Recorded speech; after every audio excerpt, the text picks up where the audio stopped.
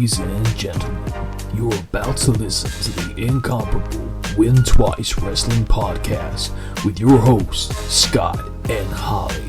So sit back, relax, and prepare to be entertained.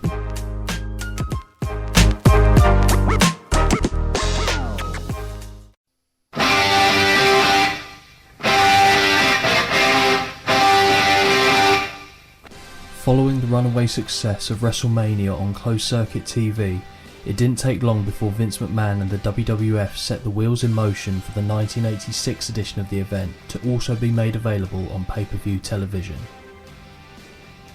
With the announcement of WrestleMania 2 being made in November of 1985, the WWF cemented the status for what was originally a one-off showcase event as now being an annual pay-per-view for the company going forward. What lessons had been learned from WrestleMania? Primarily that the Rock and wrestling connection had proven fruitful, Cyndi Lauper's involvement in the inaugural WrestleMania and the endorsement from the burgeoning MTV had worked exactly as the WWF had envisioned and resulted in an influx of new eyes to the product. With the likes of Mr. T, Muhammad Ali, Liberace and Billy Martin all playing prominent roles at the show, it should come as no surprise that celebrity appearances would continue as WrestleMania 2 emerged upon the horizon. Not only would the fast-talking, mohawked, blinking Mr. T return for WrestleMania 2, he would once again be competing in a main event, although under slightly more unusual circumstances than that of his Squared Circle debut. Madison Square Garden had been the logical choice for the first ever WrestleMania. Set deep in the heart of the WWF's original home territory where their fan base was the strongest, it gave the promotion every chance of making the show a success. However, as 1985 rolled on, there was much debate as to where the sophomoric iteration of the event should be held. In Vince McMahon's world, bigger means better, and in spite of the challenges that it would present, WrestleMania would be held in not one, but 3 separate arenas spread across the country. The Nassau Veterans Memorial Coliseum in Uniondale, New York, the Rosemont Horizon in the Chicago suburb of Rosemont, Illinois, and the Los Angeles Memorial Sports Arena in Los Angeles, California were picked as the venues of choice. Each of the 3 would host a 4-match card on the night, and when there was no action in the ring before them, the big screen in the arenas would broadcast the events as they unfolded elsewhere. This presented the WWF with a logistical nightmare to manage, given the linking of multiple live feeds and different time zones to accommodate. The production team would need to be on the top of their game to ensure the event went off without a hitch, and with Vince McMahon to answer to, should things go wrong, the overwhelming pressure to succeed was immense for all involved. With 3 sets of 4-match cards, each location required a headline act to ensure the fans still got their money's worth. New York would witness Rowdy Roddy Piper take on Mr. T in a pseudo-boxing match. On the West Coast, California would see the immortal Hulk Hogan defend his WWF title against King Kong Bundy inside a steel cage. But perhaps the most intriguing match of the night would take place in the Windy City. Having won the 1985 Super Bowl, the Chicago Bears were a hot commodity, and to capitalise on this, the Federation successfully negotiated for William the Refrigerator Perry and other notable NFL stars to compete in a special attraction battle royal that would put the athletes of the gridiron against the athletes of pro wrestling. Whilst the action on the night may not have left the most welcoming taste in the fans' mouths, the event pocketed the WWF over $5 million from pay-per-view sales alone, making WrestleMania 2 another success in the growing McMahon empire. Hello everybody and welcome back to another edition of the Win Twice Wrestling Podcast. We are now on episode 12 and you're listening alongside your hosts Scott and Holly. Hello. I didn't go co-host this time, I just went straight for host. Oh, you can tell I went out last night, can't you? Not quite in the right headspace for this. Not so fresh. Yeah, but we are back on our March Through The Manias and obviously Yay. having done WrestleMania 1, which you said was an alright show. Yeah, it was. We come to WrestleMania 2, which is a little bit of a different animal, I think it's fair to say. Yep. So, where in WrestleMania 1 there are a few moments that you remember in terms of seeing stills or short clips of the WWE have put in various promo packages over the years, without giving too much away from what we're about to analyse, were there any moments in this show that you have any recollection of seeing at some point in your wrestling journey? No. Not a single one. None. I'm trying to think if I can counter-argue that. I think there's certainly less than WrestleMania 1, but I would say there is a couple, but I might be conflating my memories from WrestleMania 1. So WrestleMania 1 we had Roddy Piper and Mr. T go head-to-head. Yes. Obviously WrestleMania 2 we have a different version of that, but they do go head-to-head briefly again. So I don't know if my memory is making me think that WrestleMania 2 stands out, but I don't think so. And I've definitely seen a couple of, before I ever watched WrestleMania 2, a couple of images of Hulk Hogan, I think, standing on top of the cage pointing down at King Kong Bundy. So I think they're the two memories that I would take away from this. And as you will have all heard in the monologue, which again is a theme that we're trying to keep, or I'm trying to keep going on the WrestleMania episode specifically, WrestleMania 2 was very different. So as much of a success as WrestleMania 1 was, which it very much was, otherwise, I mean, let's be fair, we probably wouldn't be doing this now ourselves. WrestleMania 2, they wanted to go for 3 different locations. And I don't understand why, as Vince McMahon and the WWF, you would want to overextend yourself so far with that type of reach. Why would you not think, okay, we know we can do this in one arena, let's just keep that train going, just pick one arena. What do you think was going through Vince's head? No, it's odd because weirdly the concept of it, I was like, oh, that's interesting, but then watching it I was like, this is stupid. And also, if I was there, I mean, could you imagine? I'd be freaking livid watching half a show and then having to watch it on a screen, especially the way that the matches kind of went, because every card in the 3 arenas had at least one horseshit match, and some of them had more than one. So you're there, and I understand from the things I've read about how it was received after the event, a lot of people were like, it wasn't good.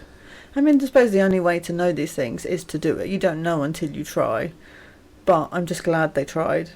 But I'll be honest, because now it's not a thing. True, but I feel like they kind of went with the attitude of, well, in for a penny, in for a pound. Yeah. But maybe this is like, if I put my conspiracy theory hat on, okay, they try to do something so, like, they just went, right, how far can we push that and make sure it still works, just to test themselves, rather than thinking, actually, do you know what, this is a good idea. What's going to be good for the fans? It's just... Because it was the fans that really took the hit on this, because if you're watching it from home, or if you're watching it in one of the venues that they've booked out to sell tickets to it, you've probably had a fairly okay experience. I mean, the quality of the matches aside, you're not really noticing anything different, same as us watching this in hindsight. But to be at an arena, to watch an hour of wrestling in person, to then see another 2 hours on screen, especially if you're in California, it might not be too bad because it's being built up to finish with you. Whereas if you're in New York, you're watching the first hour, and then you just sat there for 2 hours. True. If you're in Chicago, it's even more... It's a bit odd, isn't it? Yeah. Well, it's stilted because... Yeah, exactly. You've got the first hour where you're watching it on the screen. Then another hour afterwards. I feel like the logistics of it, obviously some thought went into it, but I don't know how well planned out it was. I'd like to know if there was anyone in Vince's ear saying, don't do this. Or if he was just allowed to... I would kind of assume so, because it's not happened again, has it? No, very much. They haven't even done like 2 arenas. They've just done the one. They've had to make last minute decisions on venue locations. So WrestleMania 7, I want to say, was supposed to be held in a outdoor stadium. But there were issues. So I'll go into the story of that a little bit more, but they had to basically downscale and do a much smaller venue than what they were originally planning on doing. I think they were going for the LA Coliseum, which seats about 100,000 people. And that's not what it ended up. But you're certainly right, they've never done multiple venues like this. Now they probably do a much better job of it, to be fair. With and technology is so much more advanced these days that it probably would work a lot better. I mean, we see in this show alone that they've got certain moments where they're waiting for cues to happen. People are slightly behind, talking over each other, talking over the end of matches. I mean, not necessarily bad, because the matches... Well, no, that's fine. Again, pulling back the old creative curtain, I was talking to Holly about this show, and the only WrestleMania that I gave her forewarning on for being, in my memory, pretty bad was WrestleMania 4. I can't wait to get there. I forgot. I'll be honest now, I don't think WrestleMania 4 is as much of an issue as I thought it was, because this has moments where it's every bit as bad. Every bit as bad. The issue with WrestleMania 4 is that, again, from memory, it doesn't have a high point. Okay. So it's just relentless mediocrity. Oh, good. To less than, whereas at least this, there were a couple moments which I actually did enjoy. Yeah. So, let's go into the usual fanfare of this. So we see WrestleMania 2 on the 7th of April 1986. And again, in the new to us, I have to list off 3 venues that it took place in. We've got the Nassau Veterans Memorial Coliseum in Uniondale, New York. Rosemont Horizon in Rosemont, Illinois, although they kept wanting to say Chicago. But it's not Chicago. It's near Chicago. It's like a suburb area, but isn't. And then we've got the Los Angeles Memorial Sports Arena in Los Angeles, California. I don't know the individual attendance, I could have looked it up, but I know the combined attendance was 40,085 people. Between 3 venues? Yeah. Oh, okay. That doesn't sound that great, but if you think about, like, so what, the O2 Arena where we go, what's that? 15,000? Oh, really? Okay. I think so. It kind of puts it in perspective. Fair enough, But, with that being said, I know that when we get to the Los Angeles portion of the show specifically, even fairly close to ringside, you can see quite a lot of empty seats. Yeah. So, I don't know. Maybe that is the legitimate number. I couldn't say. I'm going based on what I saw on Tinternet. Oh yeah. So, as much like with Mania 1, we see the 80s-tastic music introduction, which shows us WrestleMania 2, and it says what the world has come to. I don't know if that's a positive or a negative. Oh, okay. Only because what the world has come to see, great, really positive. Or, oh good God, what has the world come to?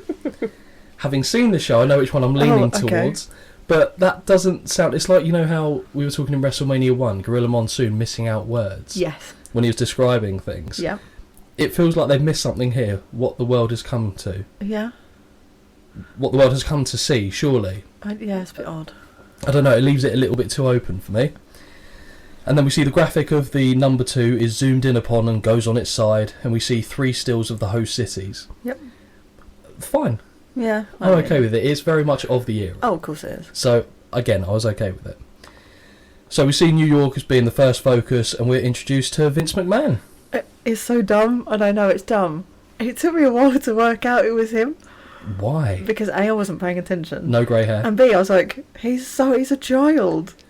I think he would have been in his 40s. He definitely obviously wasn't, but he just looked to me very different. And also, like, I don't know, was he as pumped with substance by that point? Yeah. Like, was he? So I suppose he had a fancy old suit on, so I wouldn't have seen. So Vince started getting into the steroid game, I think, when... Oh, no, so it might not have been yet. So he might, to be fair, he might still have been potentially on something. But I think the time he admitted to getting involved in steroids was on the set of the film that Hulk Hogan was in with Zeus. Okay. And I've completely forgotten the name of the film, and it will come to me later on. It's really He just didn't look as... Not that that's how I would have identified him, but he doesn't look like the Vince McMahon I think he obviously was still working out. So I don't think he looks scrawny by any stretch of the imagination, but he doesn't look as beefy. Very young. Yeah, I mean, well, like I said, he was in his 40s, but... I really can't remember the name of that film, and I'm going to kick myself later. But yeah, that's when he started getting into steroids. So that was, I want to say, 87, 88, so it's before. Yeah, this was before that incident. Okay. So Vince welcomes everyone to the greatest sports entertainment extravaganza. Extravaganza. I'm going to have to do this whole sentence again because I don't like how I did that. Vince welcomes everyone to the greatest sports entertainment extravaganza of all time. It's because I've got entertainment extravaganza next to each other, and it's throwing me off, which feels slightly different in tone to how Gorilla Monsoon was doing it for his one when he was missing out all the words. Vince kind of nails it first time, good for him, better than I did reading this back. And then Vince introduces us to his colour commentator of the night, Susan St. James. First question, did Vince smash? What? Did Vince smash? What do you mean? Do you think Vince smashed? What, her? Yeah. Don't know. Assume so. Well, okay, so the reason why I asked that, because I thought, who the hell's Susan St. James? Yeah. So this might be something that American viewers are more familiar with her work. or maybe it's a certain age demographic. So Right. I did a little bit of research to find out Did exactly you who she was. Google, eh? I did some Google to see some Michael Google to find out exactly who she was. So basically, Susan St. James was an actress from the sitcom Kate and Ally.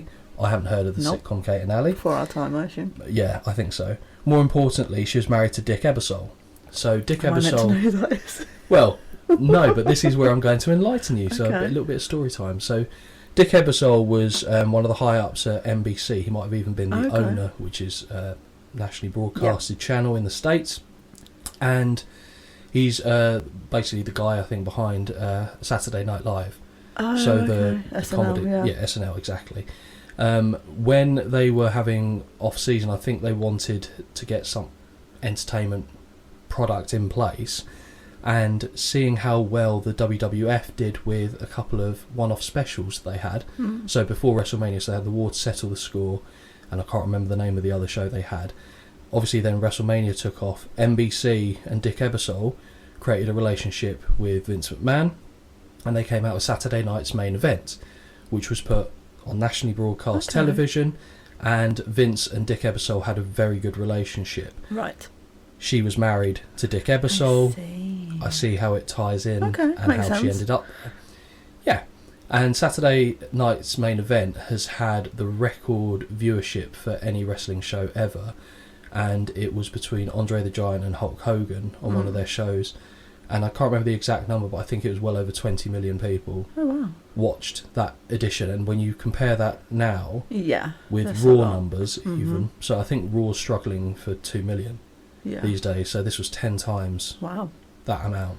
And you think still wrestling, even though it's not seen as popular back then in terms of not as many people watch it, it's still very popular. It's just TV isn't what it used to be in terms of viewership.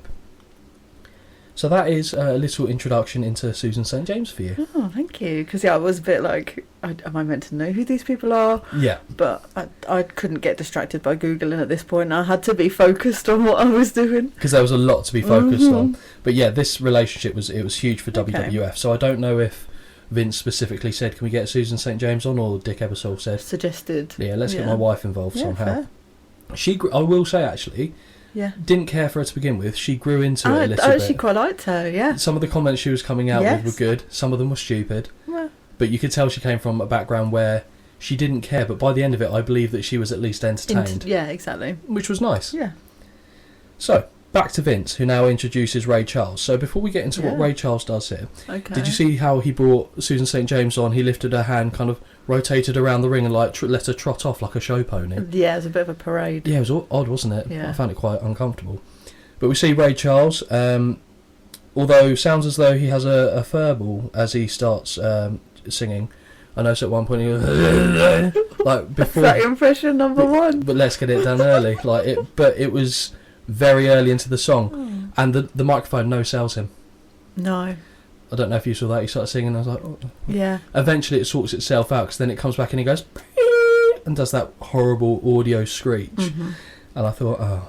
But then, really enjoyed it, actually. Yeah. Really enjoyed it. Do I want it on a wrestling show? Again, no. But if we have to get something like that, Absolutely. give me Ray Charles. Yeah. Give me Ray Charles. So Ray sings America the Beautiful, as we see all the images of military men and traditional things from Americana, just invoking that community, that one spirit, togetherness. It's all very cheesy and hammy, but it works, and you expect it as part of this show. Feels like a Thanksgiving Day parade, like with its traditions. Yeah, I can see that, yeah. So you kind of just know what you're signing up for. I was about to say he finishes and Ray looks up to the bleachers, but that would be a lie. I genuinely thought, I was like, what the hell is he looking at? And then I went, you idiots. Of course he isn't looking. No. The man is blind. He's just moved his head. But he was literally up there the whole time. I thought, but you'd think you get neck-ache after a while on that, wouldn't you, if you're tilting up? But he had his friend come out and help him away. But yeah, I enjoyed that greatly. We then get Gene Okerlund. Looks superimposed on the background of... So he's in Chicago. Yeah. It didn't look right the way that it was did put it? there, because he looked almost like a computer character. Like green screen. Very much green screened. But, yeah, odd. But, like, he was the green screen rather than the background. Yeah. It looked odd, yeah. And he doesn't mind telling us. It's something that he says quite a lot. Yeah, I don't mind telling you, Vince, that... And then he'll just say some insert sentence about said wrestler. He welcomes us to Chicago. Not sure why that happens, because it then goes straight back to New York. Yeah, so confused. Not a clue. Oh. I know why. Okay. Because Vince just come and to Susan you? St. James are in the ring. They've got to get back They've to got their to box. get back to their box. And I see. I assume the Ray Charles song they didn't think was going to be enough time. So I think they did that because they didn't have anyone else who could host in New York. True. So they had to send it elsewhere. And I figure they thought Gene would probably be the best at talking shit. I mean, I tell you who I'd rather have seen. Hello, Vince. Yes, lovely time. Wonderful rendition by the very talented Ray Charles. I love it. I'm sorry, that guy is all I was hoping for. I literally at the beginning, I was like, please tell me we get our guy. We do, not in the same capacity, No. but we do get him. We do get him. So something that we can look forward to a bit later on in the evening. So we now go to... Well, actually, I say they go back to Vince. They actually don't, because they do put a couple more promos in. Mm-hmm. So we get Lou Duva, who you won't know who that is, but boxing trainer. I think he worked quite closely with some former world champions. Short guy. With grey hair. Oh, God. That was painful. So he lies to the fans and tells us that Piper is the best heavyweight prospect out there. Just lying. That's yeah. Just lying, as we see Piper, and this Piper is on something this evening. Yeah. He is on something. So Bob Orton in the background, loosening up the shoulders of Hot Rod with a shoulder rub, as Piper kindly informs us that he grew his hair out so people could distinguish the difference between him and Mr. T.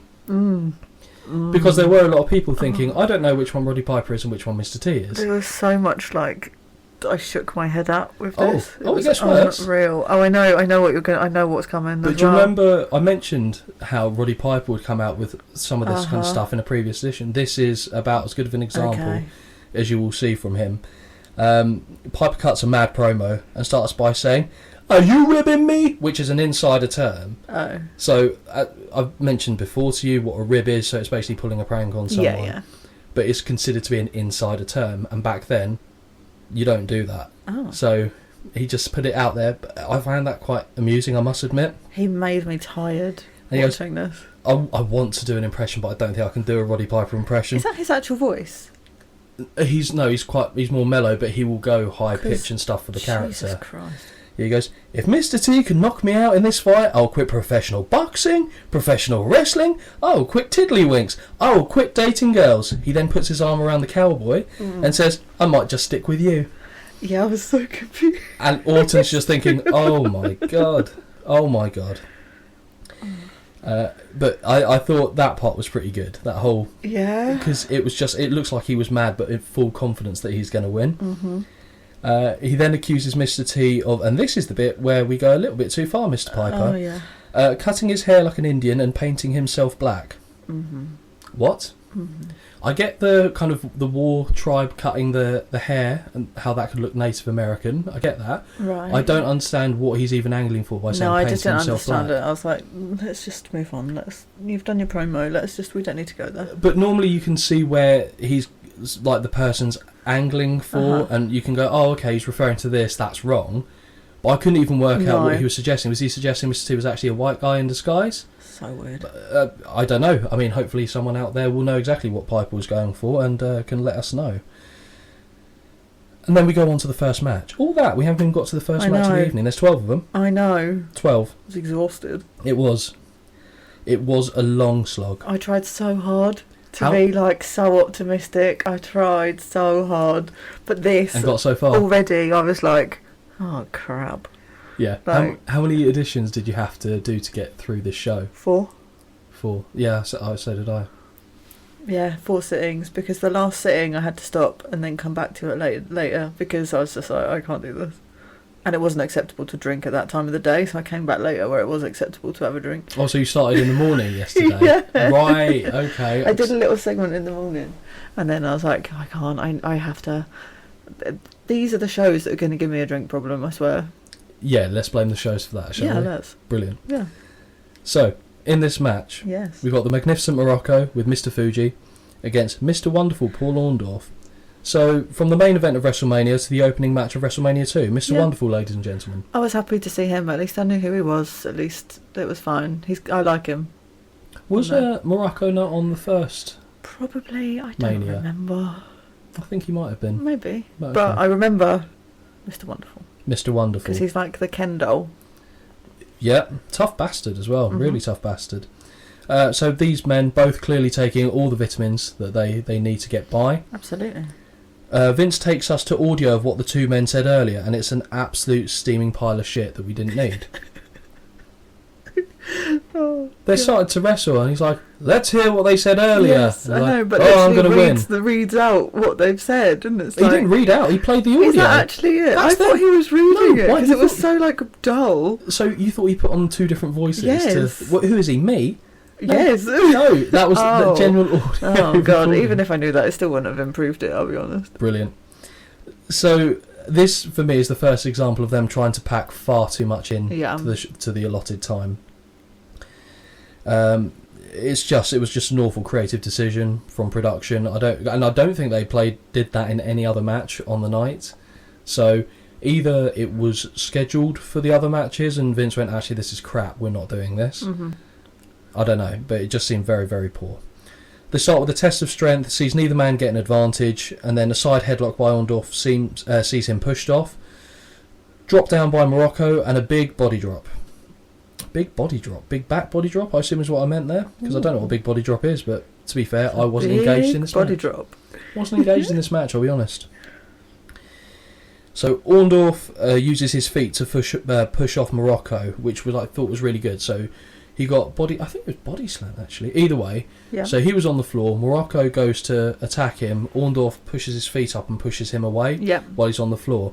That's something that you used to see fairly frequently back in the 80s, but it's not something you really see anymore in wrestling. Have you ever seen someone do that? No, that you can think to of? be fair, actually, no. So, credit there. Yeah. We've got to give something for these people, haven't we? Absolutely.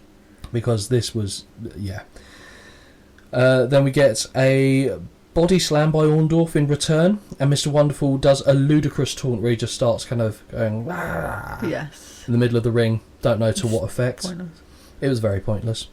In the corner, Morocco looks to gain the advantage, but a reverse whip and backdrop puts Orndorff back in charge. Susan St. James says, "Oh my!" And I already forgot about her because she hadn't said anything up to this point in the match. So quiet, and then she just pipes up. Because Vince is obviously doing all the work, and at some point he's literally, I assume he's probably gone to looking her at her and being gone, like, "Are you going to say anything?" Yeah. Oh my! And I was like, oh yeah, she's legit though. If that was me, I'd be like, oh god, I can only say positive things. Well, brilliant. Holly, what do you think of the wrestlers? Snore me now. Yeah. Okay, thanks, Holly. See you later. I'd comment on what they're wearing, but, of course but at least that would be, that'd be something. Could you imagine being there for this show and having to remain positive on the announce team the whole time? No. No, it would have been a very dark time. We see an arm lock on Morocco, and St. James says Orndorff is definitely winning. Yeah. Definitely winning at this point, which is good to know. That Just is how it works. Yep. Cheers, love. Morocco uses the turnbuckles to hit an arm drag, but Mr. Wonderful holds on, so that was good. We saw something similar at WrestleMania 1 where they used the ropes in the corner to run up and do a reversal. Yeah. They did something here, again. Did not hate it. No. The arm lock stays in place, and Morocco is a sweaty hog already. Isn't he? It's unbelievable. It looks like he's being roasted. Oh, God. And not in the way that you like. Oh, my God. Even Vince calls it out. He says he's sweating profusely, which is a good use of the word profusely. We don't often hear that. And I thought, nice.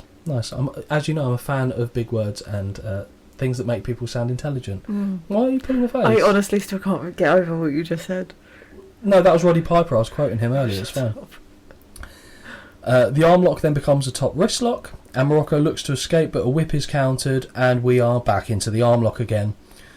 Samoan drop eventually breaks the hold, and Vince doesn't know what to call that. He goes, "What a manoeuvre," I think. Yeah. He goes, "Oh, what a manoeuvre," which is Vince's way of saying, "I don't know what that is." And then we see Mr. Wonderful's face is introduced into the turnbuckles, which is something. Again, I think we see that quite a lot on the night as well. Don't we just? Oh, I know which one you were talking about. We'll get there. We'll get there. So the two numbskulls tackle each other over the ropes, but Orndorff's foot is caught in the ropes. Again, this is something we also see many times in the evening. Yes. Tighten those fucking ropes up because this is annoying. But he looked like he could have properly torn some knee ligaments or done some serious damage there, and the ref had to help him out as they're still pretending to be wrestling, falling to the floor. Yeah. And then the buffoons both get counted out and the crowd chant bullshit. Yeah, I heard the bullshit, and then I heard the bell go, and I was like, what? This also is not the first time this happens in this whole show. The bell goes, and I sat there. Time. Yeah, and that's actually what I meant. And I watched it, and I was like, I'm so confused what happened. Like, to me, it wasn't obvious. And then I was like, oh, yeah, okay, this is what's happening. I remembered it being a double count out, because a few years ago in lockdown, I started watching the Manias from WrestleMania 1 just to do something. Yeah. If you feel like you're achieving something, like you binge watch box sets, etc. I was doing it with WrestleMania because I'm cool like that. But we get no announcement. And Vince is kind of clearly waiting for Howard Finkel to make an announcement. Isn't he just? And Howard Finkel's just standing there, looking lost, a little bit like Al Hayes, WrestleMania 1. And then he's shaking his head, asking questions, walking around. Vince is Mr. Wonderful then starts to pose to, like, I don't know if he also is aware of what's going on. Let me just strike some poses here. Fine. And then you can see that Vince is clearly getting annoyed with the lack of communication and professionalism. Doesn't he say, like, perhaps we have the reply? And I'm like, that's him going, someone say what's going on. Announce what's happening. And then he goes, okay, right, we're going to a Mr. T promo, basically. So before we even hear the result of the first match is announced, Vince sends us to Mr. T. Yeah. Mr. T with Smoking Joe Frazier and Haiti Kid. Do you know who Smoking Joe Frazier is? I want to say yes, but I don't know his, like... Joe Frazier, I know that name. Yeah. But... Not from where? I don't understand. So, former heavyweight boxing champion, the Thriller in Manila fight with Muhammad Ali. That's him? Yeah, Muhammad Ali's big rival. So we have Muhammad Ali, WrestleMania 1. Okay. We get Joe Frazier. They don't really do a lot, do they? No, but I don't think he was supposed to be fair. Just to be a presence. I think, it was just to add another body count of celebrities on the show. Yeah. Because we certainly see that later on. Arguably not of the same calibre. Well, no, actually, no, I take that back. You've still got Mr. T. You don't have like a Cyndi Lauper level. No. Certainly someone from the music industry of anywhere near that calibre. But they do have some big names specifically in a match later on in the card. And given the time that this took place, that was big for WWF. Mr. T says he'll do his talking with his fists, and then proceeds to talk 100 miles an hour.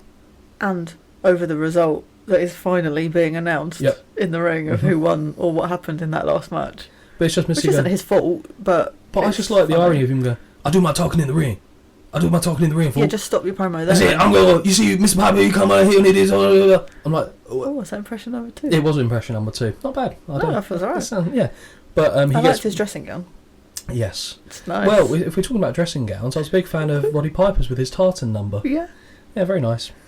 Looked like you'd wear it on a leisurely autumnal morn. Ooh. Crisp outside. I know you're not a hot drink fan, but a nice little coffee on the go. Maybe a pastry if you're feeling fancy. Oh. Or then again, that time of year might be better with a bowl of oats. Oh my god.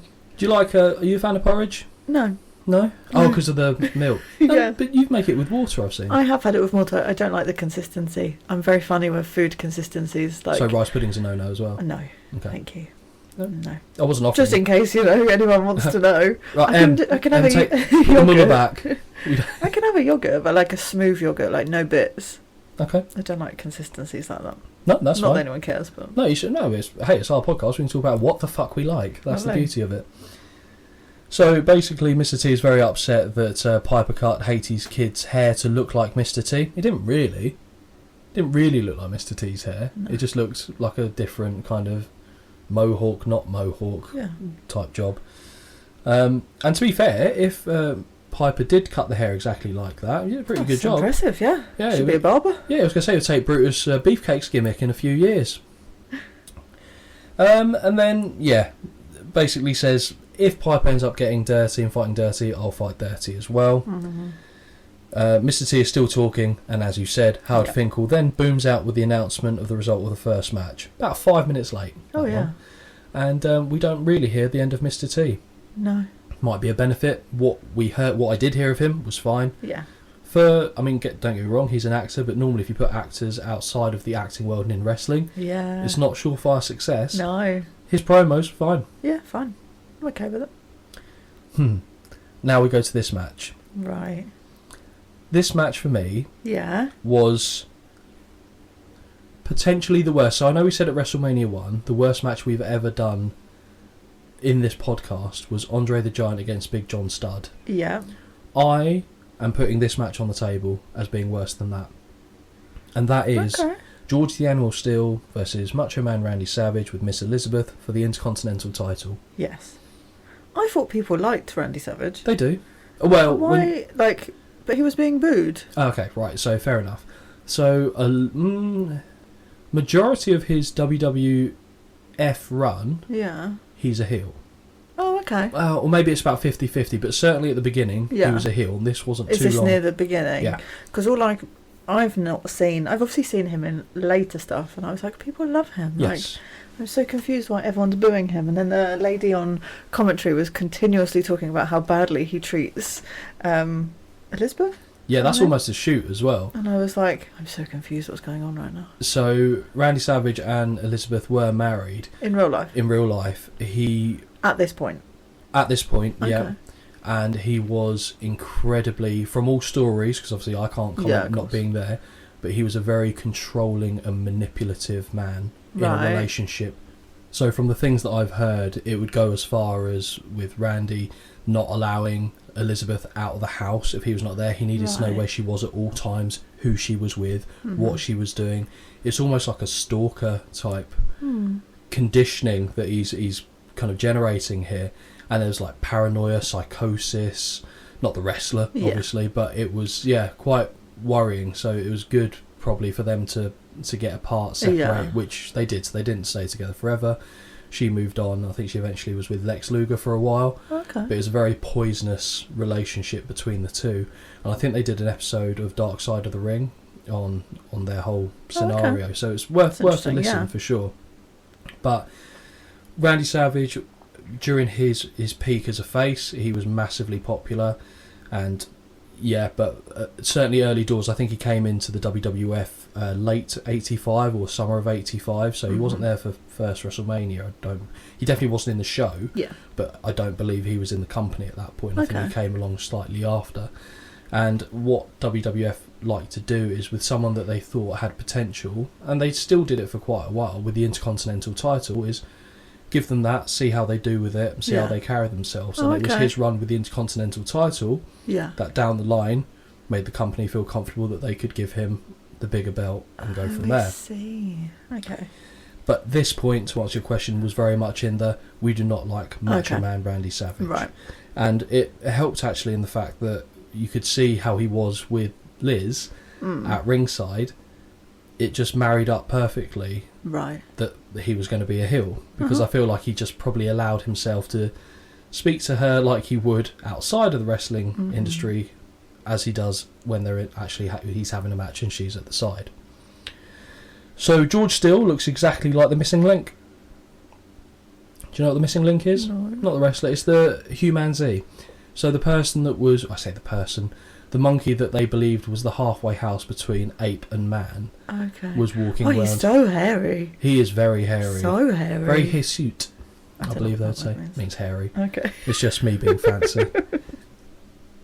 And Miss Elizabeth's hair looks more like the 80s than the decade itself. She was so glam, though. She's a beautiful lady. Really pretty. Proper glam. Really pretty. Love that. Macho Man is the result of a music festival mukbang, I decided. Oh my god, that's such a good description. So good. Just look, everything about him is like... He's picked up something from every different part of the festival he really visited. Has. I love that. And then the bell rings and Savage starts the match with sunglasses and headband on. So you were livid. Yeah, honestly. How angry were you at the Macho Man? We know I don't like sunglasses inside. But at least take them off. Yeah. Honestly. Yeah, especially when the match starts. That's not going to end well for you. No. Steele starts with his sweater on. So it's like no one was actually ready for the bell to go, and then they've got about 10 minutes after the bell goes before they do anything anyway. Okay, so I'll let you in on a secret there. That was a joke. I meant because he's very hairy. No. He started in his sweater. No, but this is slow starting. Really slow starting. It doesn't get any better, this one. So I'm going back to the same point now. The animal pretends to be an ape and charges at causing Savage to bail, and then he does it again. Yeah. And Savage bails again. That is a theme of this He match. does all the things I hate. All of them. And at the beginning, I was like, oh, why do people not like him? And then I watched this match, and I was like, well, neither do I. Because Yep. he does all the things I can't stand. Is that not good heel work? Yes. There we go. So Savage swings the chair at the ropes before bailing for a third time. Mm-hmm. Steel is in pursuit. Savage leaves now for a fourth time, but the animal bites down on his calf as he re-enters. Not even on his calf, it's his shoe. Yeah, but it's where the Weird. calf would be on the back of the It's boot. just weird. I know. As I was watching this, I was like, I'm hating this. I know Holly's going to be livid. Yeah. St. James is a fan as she wildly cheers the animal in support of cannibalism. Yeah. Savage strikes Steel, but is lifted off his feet with a two-handed choke. Yes. Like a simian, George ambles after Elizabeth, allowing Savage to attack him from behind. Of course. Mm-hmm. Steel is tied upside down in the ropes and needs the referee's assistance to escape. I actually thought that was quite good. So he was kind of, his body was out between the top and middle rope. He got turned round and pushed so that the ropes flipped and locked on him. Yes. I thought that was actually quite nice. I do have to try and make the point of pointing out anything good, even in a shit match. I know. And And that was a moment that I thought was right. fair. Even the first bite, and I do stress first bite, Mm-hmm. fine. I mean, it should have been a disqualification, let's be Of fair. course. And I feel like there's a few instances throughout the card, I want to say more noticeably in Los Angeles, where there should have been many a disqualification and not once did it happen. Yep. But this match was pretty good for that as well. Top rope crossbody by Savage. I We like that. started. Savage. I like it. Yeah, but who am I? Like infants. Jonathan Ross doing this now all of a sudden. So top rope crossbody by Savage, and the landing is an absolute mess. Mm-hmm. So Steel powers out of the pin, but I don't know what exactly the intention was, because the way Savage landed, Yeah. he almost overshot it, and then either Steel pulled him back to be on top of him, or Randy manoeuvred himself back. I don't know. Something went wrong there. I don't know what the initial intention was, but it didn't land right. But as soon as Steel kicks out, he pushes Savage up, and Savage flies out the ropes as if that was Steel doing it. You wouldn't have thought as well with George the Animal Steel. I've seen him be interviewed. Well, he's no longer with us, but Yeah. I saw him interviewed, let's say, it must have been about 15 years ago. The most mild-mannered, normal person you'll ever come across. Friendly giant. Yeah, he just talks like a normal, nice old man. And it's quite amusing to see how different that is from his character. Now, here is a big thing for me. Oh, okay. Elizabeth is fantastic at looking concerned at all times. Like, she legitimately looks terrified of everything. She's the type of person that I feel like would sleep with a bat under her bed, Okay. just in case she heard something she thought there's an intruder. Yeah. She's ready to go. What was that? Was it a pipe? Is there a man coming in the house? Very good. Again, I wonder if that's something that she's just a naturally skittish person, Yeah. or is this something that the relationship has indoctrinated within her? And interesting theory, if I do say so myself. Yeah. So she runs to the aid of Macho Man. Of course. Doesn't really do anything, just No. there to check if he's okay. Two big right hands by the animal, and for the sixth time, Savage is sent to the floor. Yes. That was genuinely six, I've been counting. Oh, okay. Macho Man then scampers under the ring through to the yeah. other side and blindside Steel. I actually thought that was good, Yeah, it was clever actually. because they're playing on the fact that Savage is obviously intelligent enough to think that this is going to work against a simpleton Yeah. like George the Animal Steel. And because George the Animal Steel is portrayed as a simpleton, Yeah. it works. It works. Yeah. Yeah. No time to build momentum, Steel bites down on Savage's forearm. Yeah. Again, ding, ding, ding. Yep. Second time, well, if you're allowing the first one to go, Yeah. second one that's got to be your Surely. day. But no. And I said, this is a farce. Exclamation mark. St. James, I wonder if he's had his shots. Vince, good question. Fucking is it? Well, Is it? It's a question. It's a question. It's words with a question mark at the end of it. Is it good? No. Thanks, Susan. Again, though, like, what can you say? We don't talk about No. fucking rabies, tetanus Yeah. and all that.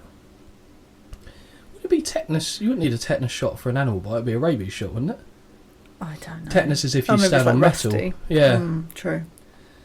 What a segue. I did not think we'd be discussing about what consists of a tetanus shot and a rabies shot. Savage retrieves a set of flowers. Oh, this is Right. stupid. and hits the animal before he is bitten once more, and still starts trying to stimulate Macho Man's allergies with hay fever. Yeah. Okay, so if you're not getting disqualified after the first or second bite, third one should do it. Why not? Just turn it into a biting Just all of contest. them, yeah. Yeah, why not? Well, they were in the Big Apple, so maybe thought he had to bite his way through. Oh, very come on good. now. Come on now. The animal then starts eating a turnbuckle. Right. What the fuck is this? This was actually something that he did. This Is was, it? Yeah, this was... So I George mean, it's still weird, but why? because it makes him look feral and like Okay. an animal, like he's a bit unhinged. Okay. So he would go, pretend to be chomping down, but obviously all he's doing is trying to He's rip just open. ripping it, yeah. But this was something a trope that George the Animal still did. I mean, he'd been around for a long time even at this point. Oh, okay. I think he started wrestling late 60s, going into the 70s. And in the 70s, he had quite a few matches with then champion Bob Backlund, and was seen as a legit. So here he's a goofy face, Yeah. but he was originally a bad monster man. Oh, okay. A bad monster man. Monster man. Where he kind of stood there. I've definitely seen an old clip of him. I think it was against Backlund. I'm pretty sure it wasn't San Martino. And he's just standing there looking kind of dead behind the eyes. A bit like how, I want to say Festus, when, you know, again, someone who was being portrayed as slightly mentally unhinged at a later date in WWE, who would go on to become Luke Gallows. Yes. It was just the unnerving look he would give, and it was just quite like unsettling. yeah. Yeah, and then you'd go from there. So quite a career that George the Animal still had. So after he tries to set his allergies off with hay fever, the animal starts eating a turnbuckle, rubs it in the face of Savage, because that's an offensive move. Yeah, why not? And they're back outside once more. Yeah. Steel is distracted staring at Elizabeth, and Savage takes flight with an axe handle to the floor. But just basically jumps and rubs his hands down his sweaty back. Yeah, pretty much. Yeah, in his matted fur. What was it Vince said on commentary? He said, there's a lot of fur on George Steele. He goes, well, he says, I guess it'd be classed as hair. Yes, because he's human. Yes. And, yeah, body slam by Savage, followed by a top rope elbow, only gets a 2. End it now, end it yesterday. Yep. Savage sent upside down into the corner. Referee steps in. Savage missionary pins Steele and retains. Steele eats another turnbuckle before charging after Savage. Worst match of all time, ? Holly. Yep. Yeah. Honestly, I wanted to really enjoy this, because I really actually enjoyed the first WrestleMania as a whole. And I know we're only very, very early on, but this is dross. Like, absolute dog shite. How does it compare specifically with the Andre the Giant and John Studd match, which we were very critical of? Yeah, do you know what? I'd rather watch that. Yeah, I would. I would honestly rather watch that on repeat rather than watch this again. I think that was helped because it was shorter as well. This was not short. Yeah, this was long. I think there's definitely one match that goes longer than this one later in the night, and it's one of the better ones, so that's fine. But this made me question everything about professional wrestling, which is not good. And especially since it's got Macho Man in it I know. as well. I think that's why I was so confused as well, but then obviously it's, as we've discussed, it predates my knowledge of him. But also on him, is this where is... Right here, I'm going to use the word homage. Is this Bailey that does a homage to him, right? She did. The elbow drop, not anymore, but she used to when she was the hugger, right? Yes. Okay, cool. Just clarifying. She was a that. big fan. She'd have the tassels on and stuff, so she would pay homage to both Randy Savage and Dusty Rhodes as someone who trained her. Okay, cool. So yes, you are correct. Okay. We now go back to I said Canada there. Go back to Rosemont, Illinois. Yeah. And we see Mean Gene Okerlund with John Studd and Bill Fralick. Yeah. Yeah. Yeah. I thought this was coming. So the Atlanta Falcons player and John Studd start shoving. Fralick looks more like a pro wrestler than the actual pro wrestler does. I'm going to have to ask you, Holly, smash? Absolutely. Yeah. And it feels weird, like, because obviously this was before I was born, so I'm obviously watching it. But I was like, yeah, I'll take him. Yeah. Absolutely. Very handsome boy. Isn't he just? Looked a prick as well, so right up the street. Right in my wheelhouse. There was, I don't know if you knew this, but there was actually very real tension between the pro wrestlers and the American footballers going into this battle royal, because they both thought they had a lot to lose by not coming out looking the stronger of the two. Yeah. So the American footballers are going, well, we're real athletes, we do a real sport. Professional wrestling. Start that again. Rewind. Professional wrestling is, whilst athletic, although not even massively athletic in some instances here, but you have to have a certain conditioning certainly to do it. They're not the real athletes here. We are. I see. Gridiron, proper sport, proper man's game. And the wrestlers are going, who the hell are you to come into here and then dictate to us what exactly should and shouldn't be happening? So there was a real tension, and there was belief by some that it could get ugly and things could turn into a real fight. Oh, wouldn't that have been nice? So when they're kind of, you know, in the locker rooms and stuff like that, it's very much segregated between the two parties. Right. Which is an interesting dynamic, if nothing else. I mean, we'll get to the match fairly shortly, but fortunately nothing itself kicked off and it all went relatively swimmingly. But interesting to know behind the scenes that this was very much an ongoing concern for the show. We then see Stud, who gets called a dud several times by Bill Fralick because funny, and then he crushes a clearly already deflated football in his hand because he's got it and his fingers are already going like... I know. Yeah, it's got a slow puncture. We can all do that. I could do that. You could do that. I'm not impressed, John. Get your shit together. If it like exploded in, I mean that would be a problem, but that would be at least more interesting. Well, yeah, like, true. Imagine if they'd given him a real ball without a slow punch and he's going, oh, this is what I'll do to you. I'll just give you a squeeze. Yeah, little tickle. See how that goes. And then we go from there, after the shoving match, back to Vince and Susan St. James. Don't we? So Vince asks a very pertinent question. If it's the one I think it is. Oh, it is. I know love it is. So, Susan, do you like snakes? Honestly, every time this came up, I just couldn't stop laughing. The signs were there, people. I couldn't stop laughing. You must have known what I was going to do with this. It's not the best chat-up line I've ever heard. No. I've heard worse. Yeah. And when he said, do you like snakes, do you reckon he wrote you, the word, or the letter U, as he might some like text? Oh, because we know people are touchy on this. Really touchy. Yeah, very much so. Vince has to clarify it's an actual snake in case people thought Jake Roberts would whip his cock out at some point in the evening's proceedings. I'd rather he'd have done that than got a real snake out, let's be clear. Yeah, I don't like snakes. That's just my personal preference. Though. Yeah, that's my phobia, snakes. I'm not a fan of them. And to be fair, an interesting story time with Scotty B, baby. Oh, okay. So Jake Roberts, when asked how he came up with being the Snake Man gimmick, what basically caused that? And he said, well, if truth be told, I was scared of snakes. And he thought, what better way of conquering the fear of that than having to put yourself through it and get used to it? Oh. I know, horrendous. There's many instances with snakes. So Jake Roberts actually got in trouble several times with animal cruelty. I was going to say, how did this get past? Because what he does with this snake is, I don't like snakes, but I actually feel bad for the snake in this one. But just through malnourishment, various other things, But Jake Roberts was a car crash of an individual. He's still alive today, actually. Okay. He was one of the people that DDP helped recover. Oh, right, I see. And get back on track with Scott Hall, who obviously is no longer with us. But Jake Roberts was in a very dark place, and like he was on a course to self-sabotage everything he ever did. So there was no one part of his life, apart from wrestling, which was like a safe house for him. And it was just, he's very lucky to be alive. And he was honestly, promo-wise, when Jake Roberts hit a good promo, I don't care who you are, I don't think The Rock touches him. Oh, really? So good. Because he would do, so I'll just go into a little bit more about Jake Roberts, just so you can kind of get a bit of an appreciation for him. So his dad was a wrestler. I think it was Grizzly Roberts or something, or Grizzly Adams, something like that. His brother was also a wrestler. So they came from a wrestling family. And Jake, if you look at him, especially in this era, he just looks odd, doesn't he? He looks like a kind of Midwestern dad, which I think I'll make a comment to later. Okay. And his promo ability, there was one particular that he cut where he was just talking, standing, looking at the camera. And this was the era where you got Hulk Hogan, Ultimate Warrior, screaming and shouting, and even the big heels, and Jake Roberts would just talk very deliberately, very slowly. And he said, my father once told me that if a man is important enough, he doesn't have to shout to be heard. Ooh, and it's just that's quite nice. And you're like, fucking go on, Jake, son. Like, even now thinking about it, I'm getting nice. I like that. Really good. We'll have to try and find that promo for you sometime.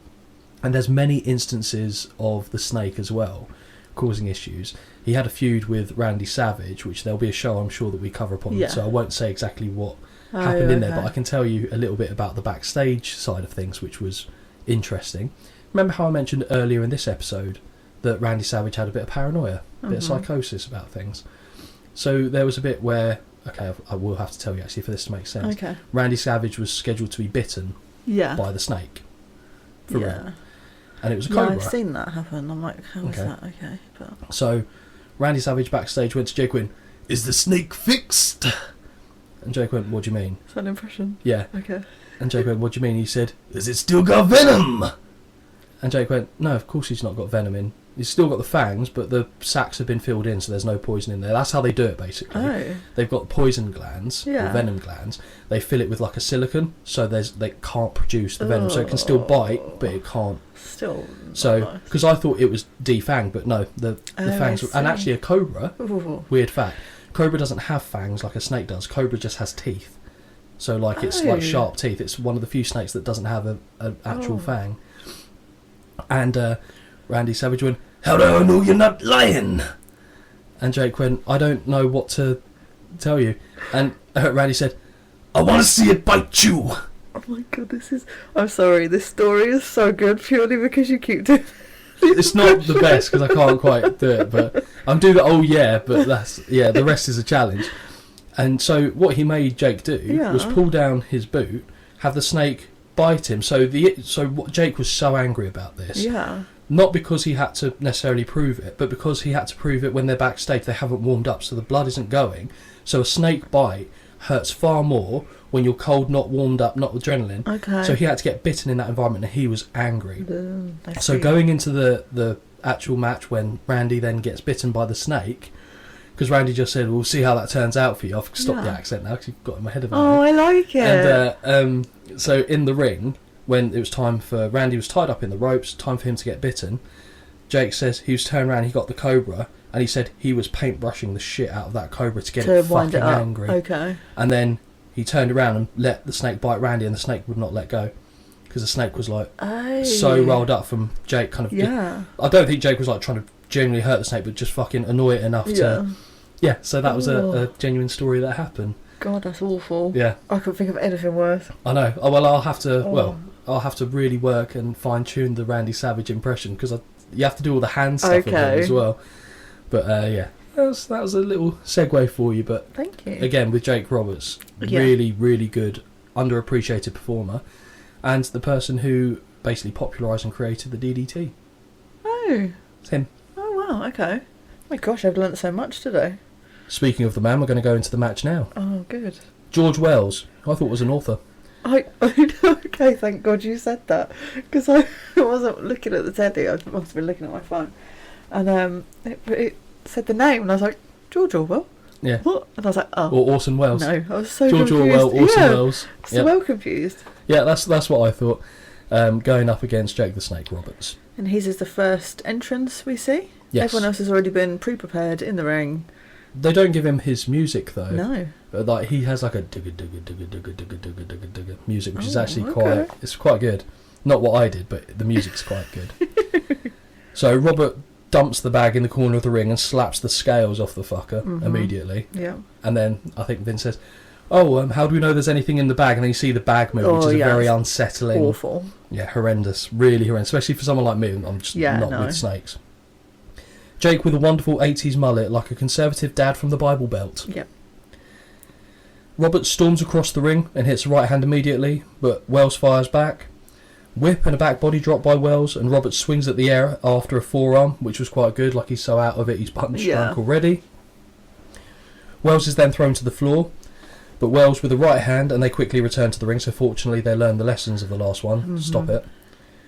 Leapfrog by Roberts, who points at his head, but he then gets levelled by a shoulder block from an on-charging Wells. Headbutt by Wells, and Jake Roberts to the... and Jake... oh no, let me read that again. Headbutt by Wells, and Jake timbers to the floor before a splash in the corner. Head scissors takedown by Wells. Yeah. That's alright. Yeah. Jump up, you don't see that? Honestly, I really struggled. This that for me is the one. If we're taking good things from these matches, that was nice. This was one of the better matches on the card. I know, but I still really, really struggled. After the head scissors takedown, we see Robert signalling for a timeout. Oh, Always yeah. good heel stuff. Yeah. Always good heel stuff. Body slam by Wells, throat chop and knee lift follow. Very nice power slam, actually. Yeah. Nearly gets a 3. That was another good one. Rake of the eyes by Roberts, who slithers outside. See what I did there? Oh, okay. Before suckering Wells in with a knee. DDT follows, and this one is over. Yeah. Super, super weird cover by Jake. Yeah. Odd. Just penis to penis, whatever works for you. Odd, yeah. but Didn't need to cover him like that, but I think it's just making him look a bit unhinged. This, trouser snake is that powerful for exactly. And then after the weird cover, the snake is draped all over Wells. I said I actually feel bad for the snake, I mentioned earlier. Being forced around Wells, causing him to foam at the mouth. Yeah, that's not nice. But the snake is getting laid on by a 260 pound man. That can't be comfortable for the snake. But I think a lot of the times the snakes were medicated. I was going to say, were they drugged? Yeah, so they wouldn't get actually violent. Because to be fair, as much as I don't like snakes, those type of pythons, as a general rule, tend to be more docile than a lot of other snakes. It's smaller ones, funny enough, in the Napoleon complex. It always reminds me as well, actually, of the story. Do you hear about the owner who had a python that kept lying next to her in bed? Yeah, and people are like, "You're dumb. I'm measuring you up to eat you, div." Yeah. Yeah, absolutely. Yeah. Who is doing that though? Sorry, I mean, people might like snakes, and if you do, that's good for you. I mean, I know what I'm scared of, so commitment. I know it's ridiculous. I fucking wish. But it's just no, thank you. Don't put a snake on me. No, I agree. That's gross. I agree. So from there, we get to see the video package that highlights the rivalry between Mr. T and Roddy Piper. Yeah. So from what I could ascertain from this, it looks like Mr. T had a boxing match with Cowboy Bob Orton, and came out the victor. It shows him celebrating. Then Roddy Piper comes in, and melee ensues. Did you feel like you needed to see that? No, because all it did was rile up my annoyance, ready for what was going to happen at a later time. So again, you'd listen to the monologue that I sent you. Yeah. So I didn't confirm exactly in the monologue what the match was. Didn't. But they say it in the show, so you know what's happening. Yeah. I mean, obviously they're wearing the boxing gear. You know what's happening. Yeah. And then from there we go to Jesse Ventura. Yes. Interviewing Hulk Hogan. This guy is great for telly. I don't know who he is. So I kind of know his name, but I don't remember seeing him. In WrestleMania 1? Yeah, but no, I know he's the guy that was doing the commentary. Mm-hmm. But his accessories are amazing. Could he be wearing any more stuff? Honestly. And he's a former mayor of Minnesota as well. I love it. Or governor, sorry. He's great. I like him. And actually him on the microphone, very good. Do you remember the story I told you between him and Hogan? Mm-hmm. Which you can kind of see transpires in this one. There's a bit, you can tell there's a bit of animosity, shall we say. So I put here Ventura trying to upstage Hogan, who he genuinely doesn't like. Asks him why he would risk it all for this match against King Kong Bundy. Yeah. A puffy-faced Hogan, having all his vitamins, says in spite of busted ribs, he'll beat King Kong Bundy. Hogan says Mr. T will win against Piper, not that anyone asked him. No, but I guess, is he showing his, you know... support to his fellow warrior. Play. Yeah. Even if Hot Rod cheats like others, pointing at Ventura with his thumb. And then Ventura says, nice guys don't always finish first. Mm-hmm. Kind of butchering of the saying there, but okay. Yeah. And, I mean, I commented on what the other guy is wearing. Why is Hogan wearing, what's he got around his head? Oh, it's like a tattered... Like an eye patch, but not an eye patch, but it's just like a bit of T-shirt that he's just tied around his head.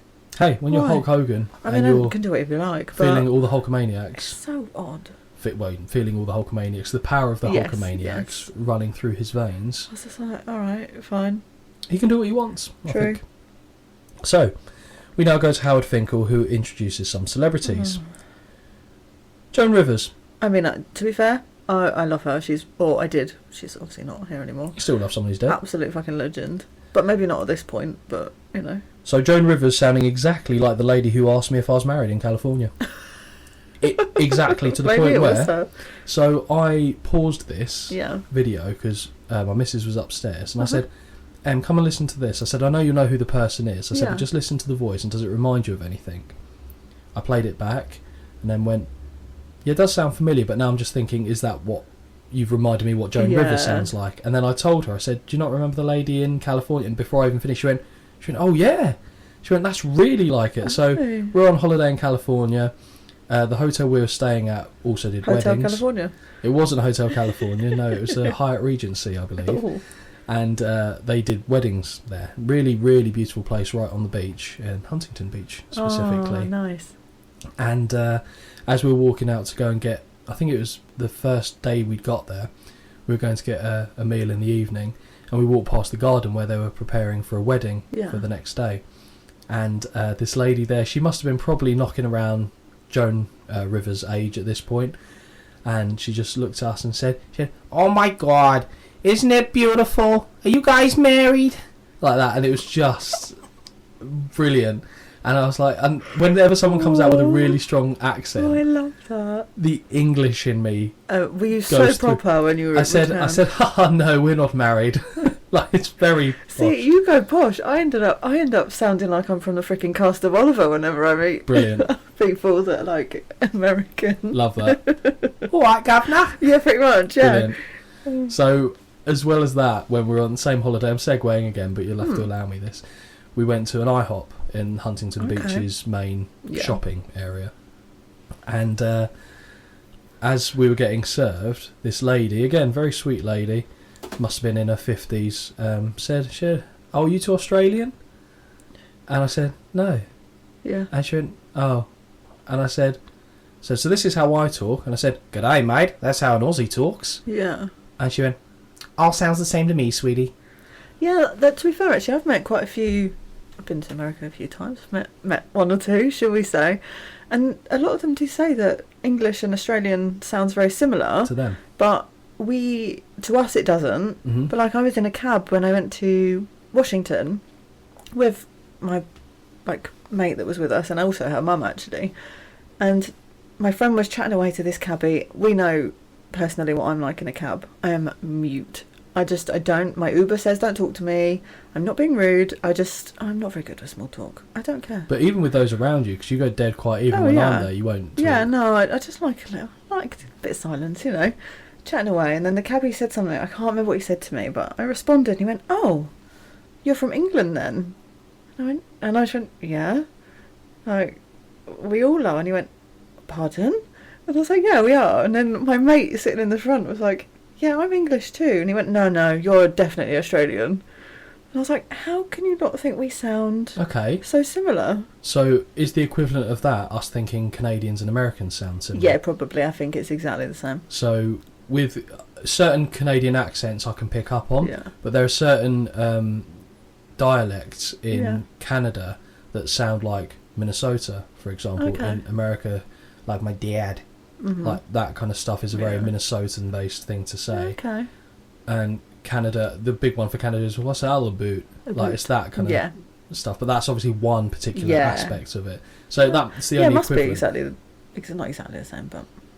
So, back to Joan Rivers. Yeah, sorry. No, that's fine. So Joan Rivers just introduces us to the judges for the boxing match. So Daryl Dawkins, Chocolate Thunder, Cab Calloway, and G. Gordon Liddy. Guest timekeeper is Herb. What a fucking nonce that looks like.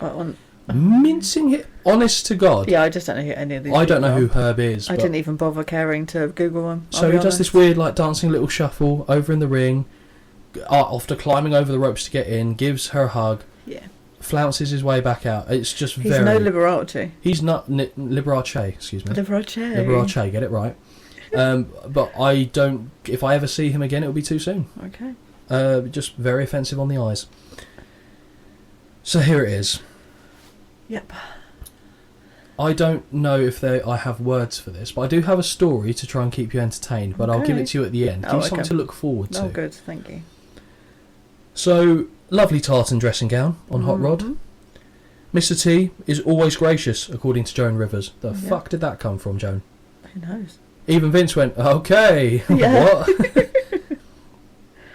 Round one. No, not round one. I wish round one. Mr. T refuses to meet the gaze of Piper. That's actually quite good. Yeah. Not looking him in the eyes. And you can see Piper's going, no, look me in the eyes. Look me in the eyes. That was one of the best moments. And then they eventually go nose to nose, which is the clip I said I'm probably misremembering as being WrestleMania 1. Because I think the WrestleMania 1 is the iconic one. The saddest part of this so far for me was when they announced it and said 10 rounds. And I literally sat there and went, are you fucking joking? 10 fucking rounds. So you fully believed that this was going to go 10 rounds? I had no idea, honestly, at this point. I'd already been disappointed before, so... Fair enough. So... I was pretty sure it wouldn't go 10 because Right. I have watched boxing, no. But I was like, I'm sure it won't go to 10. I'm sure something will happen, but just let them go to 1. That was all I was hoping for. I think they should have done it in no more than 2. Might have been arguably too short, but 3 should have been where they cut it off. Mm-hmm. And it, to be fair, it didn't go much longer than that. So No. let's dive into what happened. So round 1, Piper works the jab. The jab actually looks pretty good. If Yeah. I'm analysing Yeah. it as a boxing punch, that's a good jab by Piper. I don't know if he had any Golden Gloves amateur background in boxing, but Don't know. that punch looked pretty good. Mr. T works the body. This is absolute shit, and Piper is warned. I just didn't know how to make notes on this. No, I try to do it as in not like I'm doing a boxing Yeah. match, so I try to go for psychology more than anything, Yeah. and the notes around that. So Piper starts selling the odd shot from Mr. T. I'm fine with that. Fine. But I cannot understand anyone who thought, even for a split second, that this was going to be a good idea. No. The crowd, Is dead. dead. Absolutely Really dead for this. Yeah. Honestly, if you're looking at each of the 3 shows, New York got fucked over. Yeah. Massively fucked over Yeah. with the portion of the card they got, for sure. The 2 men have to be pulled apart, Mm-hmm. and Piper refuses to take a seat during the intermission at the end of round 1. Fortunately, that's round 1 done. Yeah. Sigh of relief. Round 2, and they start by having to remove a glob of Vaseline that's been put on Uh-huh. Piper's head, because obviously that's illegal in boxing. It's be done to be not protect the skin, but that would Slide cause off. Ricochet to Yeah. slide off. Again, Ricochet also Ooh. not on this card. Mr. T is bobbing and weaving as Piper goes headhunting, so Oh, yeah, I Piper's saw looking for that. the big shot. Mm-hmm. He's just Mr. stuck in a T's doing diving. like he's doing that rope training Yeah. that you do. Shot to the solar plexus. Oh, you got it in there. I did. Stuns T, but he fires back from the corner.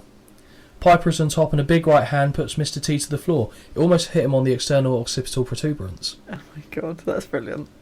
So kind of behind the ear, sent Mr. T down. It looked like that was...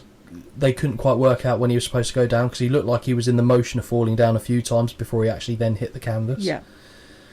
As he's on the floor, so Piper takes ages to be sent away from him.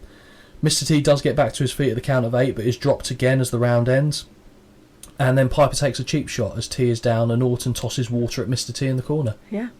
I think collectively as well, this was the comment I took from this, the Ortons are massively clocking up all of the views in all of these these reviews that we're doing here. Yes. That was what I took from this. Yeah, although I know which Orton you prefer. Round 3, and it ain't the dad. Round 3, and Mr. T goes back to the body and works Piper over in the corner, dropping Hot Rod. Piper is back to his feet at 8. T shoves Piper into the opposite corner, and a big right drops Hot Rod, and he rolls to the floor. Yeah. Somehow he manages to get back in at the count of 9. Oh, of course. Both guys look to be blowing out of their arseholes now. Oh, my comment says, I'm bored. That's all I've written. That's fair. I'm bored. That's fair. Yeah, both of them are knackered, blowing out their arseholes, absolutely and utterly you could tell fucked. as well, they And that's just me. Awful. That's just me. Yeah. I felt disenchanted with professional wrestling. T goes and George acts with Piper, and start of round 4 sees Hot Rod launch his stool, which actually cracks Mr. T in the shin. That looked like I'll it be would honest, hurt. that looks like it would hurt. Yeah, I was the annoyed. shin is not the one. I'd have been very annoyed at that. They take it in turns to throw haymakers at each other, so they just Oh, stand is that where in. they just stood their hands by their sides and just one punch, punch, the other punch, punch? Because that's what boxers do. That's exactly what boxers do. You see that all the time. Eventually Piper gets the edge in this exchange, but T fires back. Big right from Piper sends Mr. T's mouthpiece flying. Oh, Okay yeah. with that. Fine. T works control back, and Hot Rod is in the corner. Ref takes a bump from Piper, Yeah. who then body slams Mr. T and tackles him.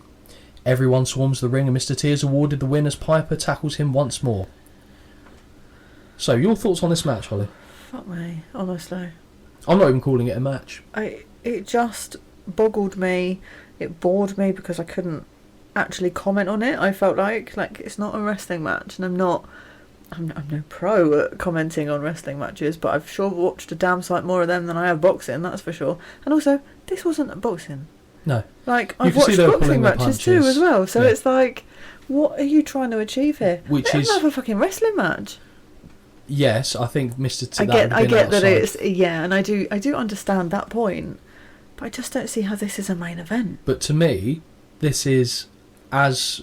Well, this is a very bad example of it, but this is as criminals. Do you remember when we watched Rousey against Baszler? Yeah. And I said, shit MMA, pretend MMA in Right. wrestling is awful.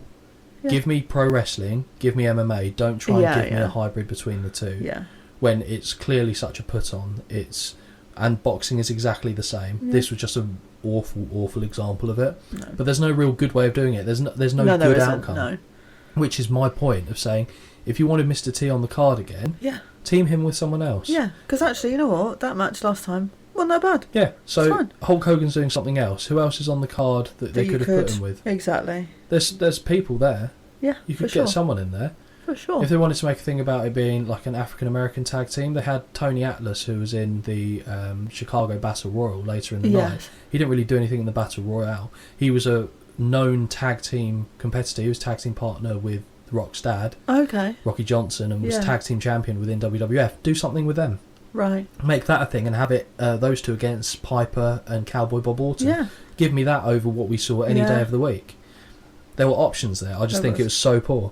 And I can't believe that no one thought that it would be. No. Or if they did, it didn't get to the point where it was actually kiboshed, which it should have been. Mm-hmm.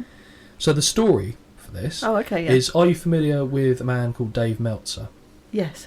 So Dave Meltzer, just if you didn't know, he's been reporting on professional Mhm. wrestling since early in the 80s. Massive fan, very knowledgeable man. He has basically his ratings, or what he perceives matches to be in terms of their quality, is considered by a lot of fans within it. It divides the people basically. They either treat it as gospel, or they will just go against whatever he said because it's what he said. Right. So Dave Meltzer, any match he watches, he'll give it a star rating Okay. between 0 and 5. Lovely. There's a couple matches that have actually exceeded that over recent years that have gone above 5-star in New Japan. So there's a Kenny Omega Okada match Yes. that I think got 6, one got 7 or Mhm. something.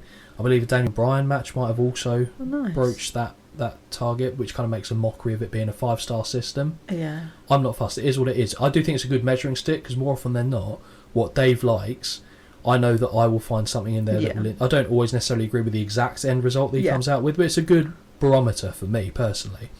What do you think he gave this match? Oh God. At 5. Mhm. 1. Close. -5. Oh, okay, fair. Okay, I didn't realise minus was an option. No, Okay. it isn't. And it's one of very few matches that have achieved that. In fact, it might be the only match that has achieved Fair. a -5 rating. Well, And I agree with Mr. it's winning Meltzer. at something. And I agree with Mr. Meltzer. Yeah. So he's got like a radio show, and he's does a publication called the Wrestling Observer, Yeah. which he is so notorious within the industry that he has quite a lot of strong connections with people that are high up in various companies. Hmm. And it depends, it's a love-hate relationship, because they call them so if you ever hear the dirt sheets, Yes. they're referring to him basically. Oh. Specifically him. I mean, it's used as a wider term to cover off any basically gossip rags for Oh, wrestling. okay. Yeah, yeah. But he is the blueprint for Oh. that, That's interesting. because he used to have phone conversations with Vince McMahon to discuss stuff. He used to have like an in, and then when obviously he puts something out there that they don't like, Right, I see. shut down. And Yeah. all the wrestlers whether they say it or not, there's promos where Hulk Hogan talks about the rags and Wrestling Observer and this, and it's all because of him. So it's okay. quite fascinating. Well, that's interesting to know. But at least there was that story to give you that came out of Thank this you. match. We now go over to Gorilla Monsoon and Gene Okerlund. Yeah. We've officially finished the first third of the show, and I would say it's the worst third. Yay. The worst third is behind us, Yeah. because there were 2 abhorrent matches on that portion of the card. Yeah. Vince passes us over to Gorilla and Gene, who kick off the Chicago portion of the show, and we see Kathy Lee Crosby will be on commentary. She's clearly very uncomfortable and is Yes. cut off early, probably for the best. Straight into another match. Oh God. Yeah. Velvet McIntyre Mhm. against Fabulous Moolah for the WWF Ladies title. Do you know what my main concern with this match was? It was introduced with a 60-minute deadline, I knew that wasn't happening because of the length I had left, but I literally, if you could sit with me and watch me watch these, I'm sure it'd be fucking entertaining. I was like, are you taking the piss? 60 fucking minutes. One thing and this is just a guideline for future reference, anytime they're announcing a time limit for a match, Yeah.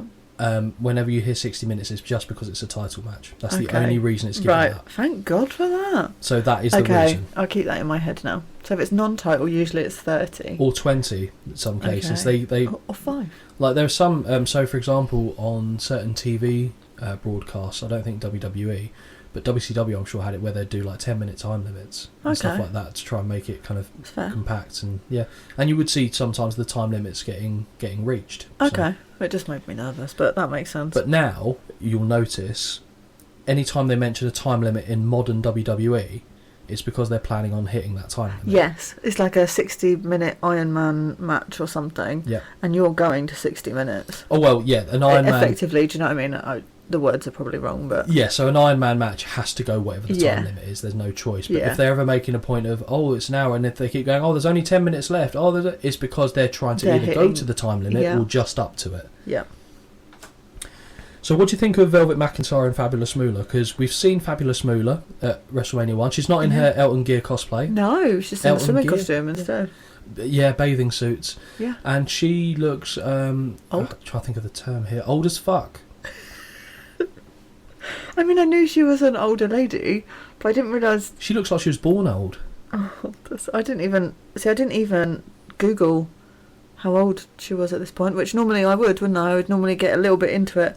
This one... I'll be honest, you've let me down. There's 3 bullet points here. I'm really sorry. I was hoping that you were going to look up the age, so I was like, I can look up the age, and I went, no, I won't. Oh, Holly will sorry. have me covered.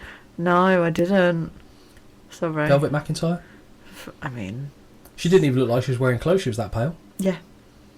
I mean, I said that being very Irish. pale myself, but yeah. Not that pale. Yeah. It's like English rose pale, which is Irish, but yeah. same thing applies. Yeah. So we see Old Lady Moolah immediately snaps Velvet over with rapid head... Why not? Old Lady Moolah. That's so mean. Fine, I'll revisit that one. Fucking Old Lady Moolah immediately... so rude. Right, okay. I'll be quiet. Okay, that's fine. We'll stick with Old Lady for now. Old Lady Moolah immediately snaps Velvet over with rapid hair drag takedowns. Yep. Irish whip by Moolah, ironically, to the Irish woman. Oh, yeah. Who lands a stiff forearm. Second whip sees Velvet leapfrog, badly. Yep. Second, single leg dropkick by the Cork native, as Kathy is forced at gunpoint to say how great the WWF is on commentary. That was the theme I noticed. Yeah. How good do you think this is? How you can hear like yeah, exactly. like just off screen. It's like, yeah, they're great, unbelievable. Yeah. This is the best thing I've ever seen. I'm flicking my bean right now, guys. Yeah. Second single leg drop kick leads to a back elbow off a whip before a body slam. Velvet on the middle rope misses with a splash, nearly dragging the twins out in the process. Oh god, yeah, I did. To be honest, I did see her all of a sudden like grab her. Nearly saw Pinky and Perky on that occasion. Awful.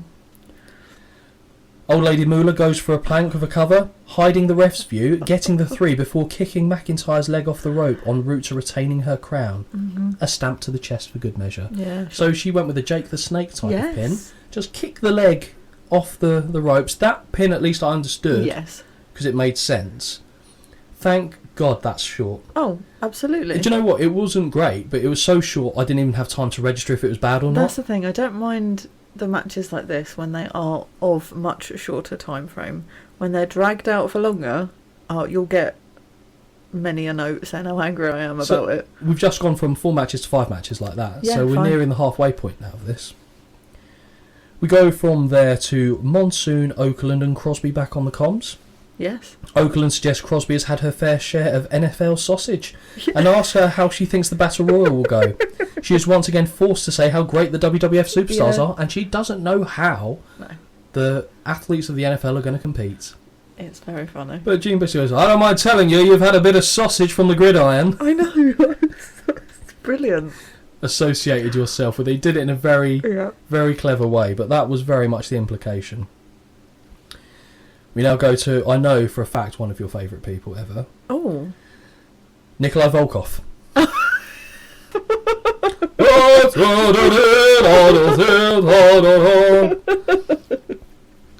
So Oh Nikolai my Volkov God. with his manager, Classy Freddie Blassie, Yeah. taking on Corporal Kirshner in a Yes. flag match. So you had flag match and I assume you died. Yes. Poured another glass of wine, yeah. Wine. Well, no, by wine I mean Prosecco. Of course you did. Who do I think I am? Yeah, exactly. Sophisticated, what's this? No. I just can't. So when I heard flag match, I'll be honest, my brain went straight to the Rusev John Cena Oh, yeah, one. yeah. Which, effectively, this is... Is it? Well, no. But do you know what I mean? Like, I can see the blueprint for it. Oh, Because you mean he's in in the terms of... army... Right. He's in the army gear. And then you've got, stereotypical portrayal of another nationality. And I was just like... And being different is wrong. don't like this. That's what And we're getting again, at. the crowd lobbing shit. They do. They do. So when I heard flag match, Yeah. when I said I thought of Rusev and Cena, it wasn't because of it Yeah, being yeah. American against, because that is always going to be Yes, the case. of course. It was the rules of the match. Oh, yeah.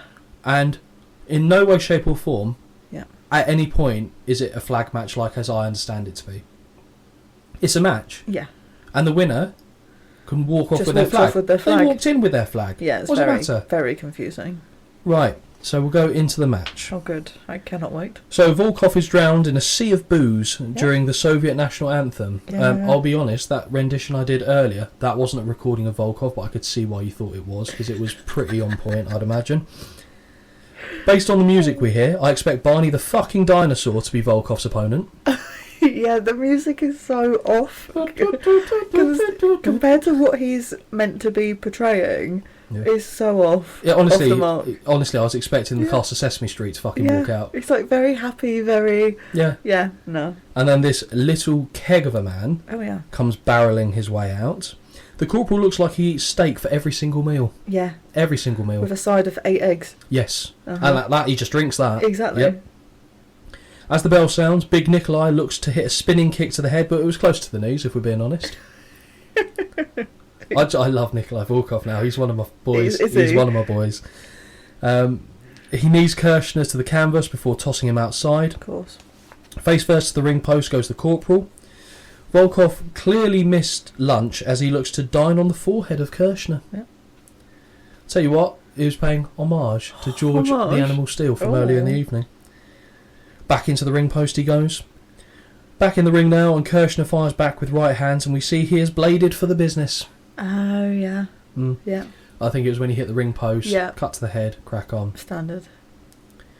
Speaking of blading, Oh. boy, do we have a treat later on. Oh. Oh, it's Holly, Oh, it is okay. unbelievable. I think you've just forgotten because Yeah, probably. you called some of the ones that we saw in Armageddon. Yeah. If you can't call this one, I need to take a long, hard look at myself. honestly, you need to give yourself a Oh. ruddy good talking to be honest. I wondered what you were going to say. A ruddy good seeing to. Yeah. Yeah, well, no, we To can arrange. myself. Yeah, we can. I'll help if you want. I mean, I'm nothing if not giving. So yeah, he's bladed, and then we see the ref takes a wild elbow from the corporal. Okay, talking about disqualifications earlier, Ding, ding, ding. intentional or otherwise, you got Yeah. absolutely yeeted. Yep. To quote mid card Yeah. Jey Uso. So he collapses to the canvas, understandably, because it looks actually pretty bad. Yeah. Kirshner then catches Blassie's cane, which was actually good. Uh-huh. I like that. And cracks Volkov before making the cover. Yeah. Instead of DQing the corporal, the ref counts the 3. Yeah. And I put, sorry, is this a flag match? Yeah, I know, right? Because he pins him Yeah. and then goes to get the flag, and I was like, doesn't he just need to get up and get the flag? Yeah, but the thing is about that is that like there are a few wrestlers that just come out with their flags anyway. Yeah. So like the Iron Sheik always comes out with his flag. Are we now saying that the Iron Sheik can't come out with his flag? Ironically, actually, in the match he's in later, he doesn't come out with his flag. No, he doesn't. But the point still stands. That Hacksaw means Jim it's a flag Duggan. match. Do you know who Hacksaw Jim Duggan is? I know that name. He used to come out with like a 2x4 on the American flag all the time. Yeah. So any match he's in is a flag match then, surely. Yeah. Okay. So now we go to the Battle Royal setup. Yeah. You look concerned. I've got a note here and I don't understand what it means. Oh, we've got to hear this now. It says found the beef. Oh, right, okay. This, Holly, Okay. I think I sent you a message and said this is the funniest thing I've ever fucking seen in my life. Okay. I Okay. addressed the point. Good. Okay, because I'm like, back now, I'm like, what was I jabbering on about? I must compose myself, because Okay. if ever there was something that it wouldn't land as a clip, but Yeah. I just want to see a clip of me explaining what we're seeing as it's happening, Okay. would be lovely. Right. So, Mean Gene introduces a woman who has Yeah. indeed found the beef, Oh. Clara Pella. So, this was to do with a Wendy's campaign Oh. in the mid-80s. Okay. Just, where's the beef? Yeah. Okay, so this was the lady. So I actually looked up this lady. Oh. She wasn't long for this world, unsurprisingly. So she died, I think, the following year. Right. She was an immigrant from Eastern Europe, came over, and I don't know great details beyond that, but I just Yeah. wanted to be able to pinpoint exactly why she was involved in this. Right. So this old half-melted octogenarian looks to her right, asks, "Say it now," before standing up, shouting, "Where's the beef?" between Third Reich salutes. All the while, no sound can be heard as she is saluting with the same hand she is holding the fucking microphone. I'm so confused. Yeah, that's. I mean, obviously, It's- no one can hear or see the impression you just did, but I want Yeah. footage of this because it is ludicrous. yeah, And it's under 10 seconds, but she is saluting as she's while holding the microphone. yeah, so the obviously microphone you can't that hear isn't nothing. turned on, which is probably for the Yeah. best, because what would you hear? Well, Yeah. just brilliant. I honestly rewound and watched that 4 times. Oh, it was so funny. God. So thank you. So Clara Pella, you will always have a special place in my heart for Find the your beef. involvement from finding the beef and being at WrestleMania 2. Wow. God bless you. Right. So after that, we get Dick Butkus I'm of the sorry. Who is that his name? Dick Butkus. Is that real name? Yeah, he's the coach of the Chicago Bears, wasn't he? Oh, I don't know. Yeah. Not my team. No, but he was. That's yeah, honestly brilliant. Dick Butkus. Brilliant. This is how little I was enjoying this whole programme, because I found small little ways for me to enjoy myself, and Dick Butkus was one of them. There is no part of his name that is unpleasing. No.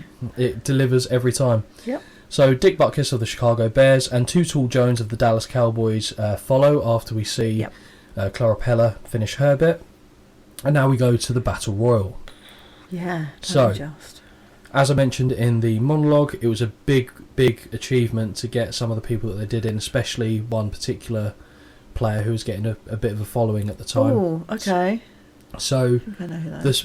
that Bill Frelick who we saw earlier, I think he was Rookie of the Year at the Falcons, so that was a big get, but it wasn't nearly as big as William the Refrigerator Perry. That's who I was thinking of, because they were fixated on him. Yeah, so it was in Chicago. Obviously, he's part of the Super Bowl winning team with them. He's got a massive... That's like, let's say, doing... Well, actually, it's a bit difficult. I'm trying to use a football term. Yeah. I'm trying to think of like... Okay, so a city where there's only one football team, so let's say Newcastle, Yeah. and Alan Shearer Yeah. coming out and doing something. That's the reaction he would Okay. get. I couldn't say London because there's too many There's teams so in London. many. You'd get Yeah, people yeah. booing them. So, the Battle Royale. So I made a list of everyone's name. Oh, good, because I made 4, and then I wrote, I can't bother doing this. It's too fast. I don't know who they are. So we start with some good names in here as well. Jimbo Cobert, Yep. Pedro Morales, Yeah. Tony Atlas, who I mentioned earlier. Stacked. Still alive now. Wow. He was the guy that tried to help Bruiser Brody after he was stabbed in the showers. Do you remember I was telling you about the story of Bruiser Brody? Yes. Tony Atlas was the guy that tried to save Oh, him in the wow. showers. Oh. Ted Arcidi, Harvey Martin, who I got very confused because I was thinking Steve Martin Oh. when Yeah. he said it. Very different people. Dan Spivey, Hillbilly Jim. I like him. Hillbilly Jim. Brilliant. Of course you do. Brilliant character. Yeah. King Tonga, Iron Sheik, Ernie Holmes, B. Brian Blair, Jumping Jim Brunzell, Big John Studd, Bill Fralick, Bret Hart, Jim Neidhart, Russ Francis, Bruno Sammartino, William the Refrigerator Perry, and Andre the Giant. Okay, so I was happy to see the Heart Foundation. I knew who they were. First time we've seen them on Yes. an episode. I was happy, like, I knew who they were. I was like, brilliant. But, question. Yep. Bruno Sammartino.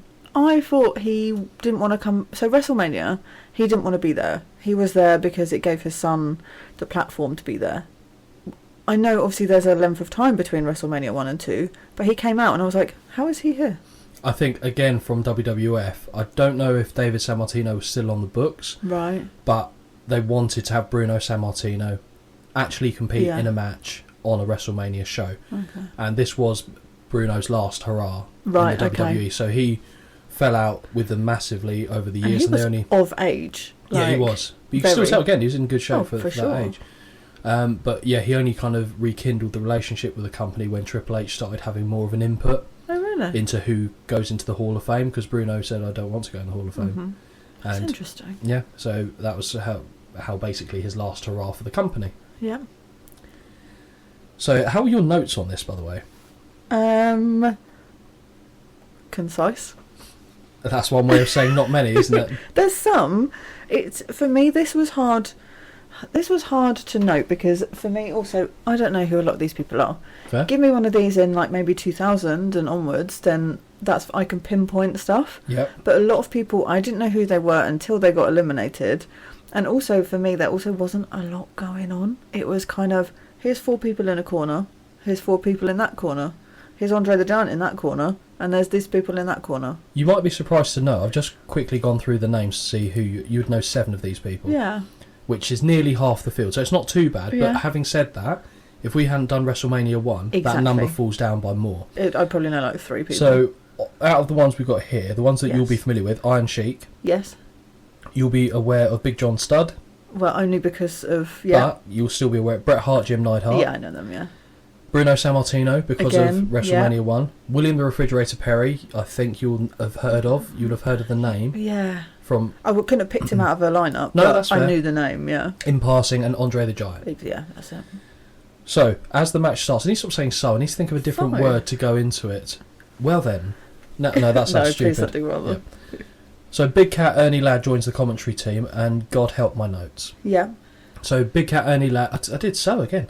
Big Cat Ernie Ladd is a former professional wrestler and NFL player. Oh, okay. So out of the NFL season, he used to do wrestling, and it turns that's out clever. wrestling used to be a bigger earner than pro football back in the day. Wow.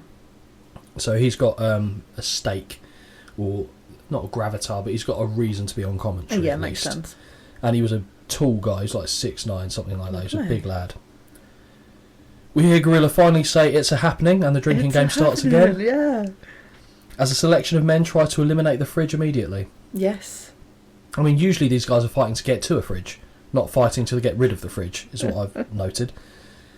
We see King Tonga and Jimbo Cobert grapple each other to early eliminations. Yeah. So King Tonga, you might have heard of the wrestler Haku. No. Legitimate tough guy, I mentioned him before, he bit the nose off someone in Oh, a fight. yes. That's King Yes. Tonga. Told you my memory is shite. No, but I like the fact I get to jog it Yeah. occasionally. So yeah, King Tonga and Jimbo Cobert are early eliminations. This makes me happy. Less things for me to look at when Yeah. I'm making notes.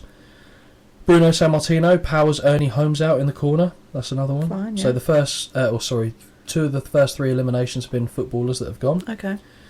Jumping Jim Brunzell is the next to go, but the cameras miss who eliminates him. But I think it was Bill Frelick, maybe, potentially.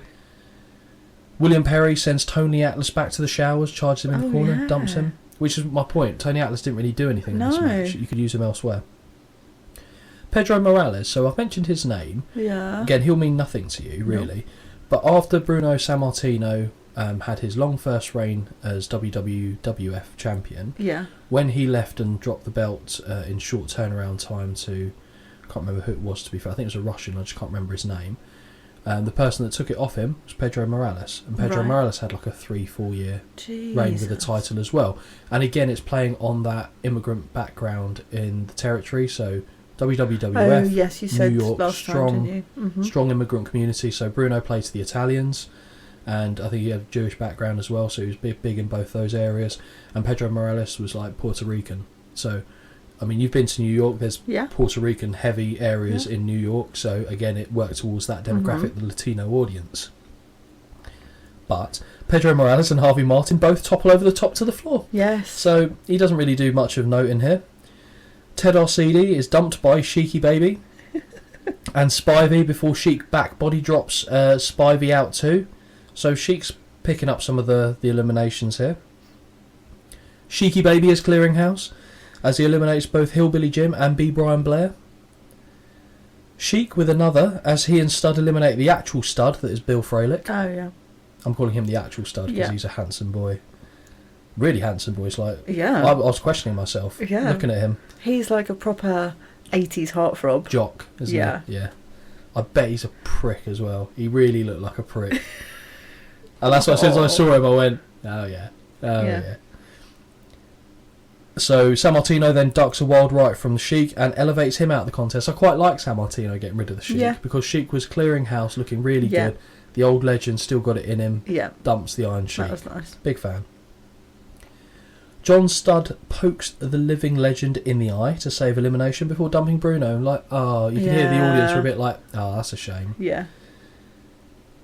Down to 6 now. Yes. William Perry charges and tackles the Hart Foundation over the top, but neither man hit the floor. I liked that. I thought that was good, and I was like, oh, they're still in. Good. Yep. The elastic on the fridge's girdle explodes at that point. Yes. Like, it was, I think it's a singlet he's got under there, but it ripped open. He charges John Studd, sending him into the corner. Second attempt is met with a back elbow. Yeah. And Studd hip tosses the fridge out of the match, and I think that actually looked really good. It did look good, yeah. And I think William, the Refrigerator Perry, did very well in getting himself over the rope in such a believable way. Yes. All that work was him, but it made John Studd look really good. Yeah.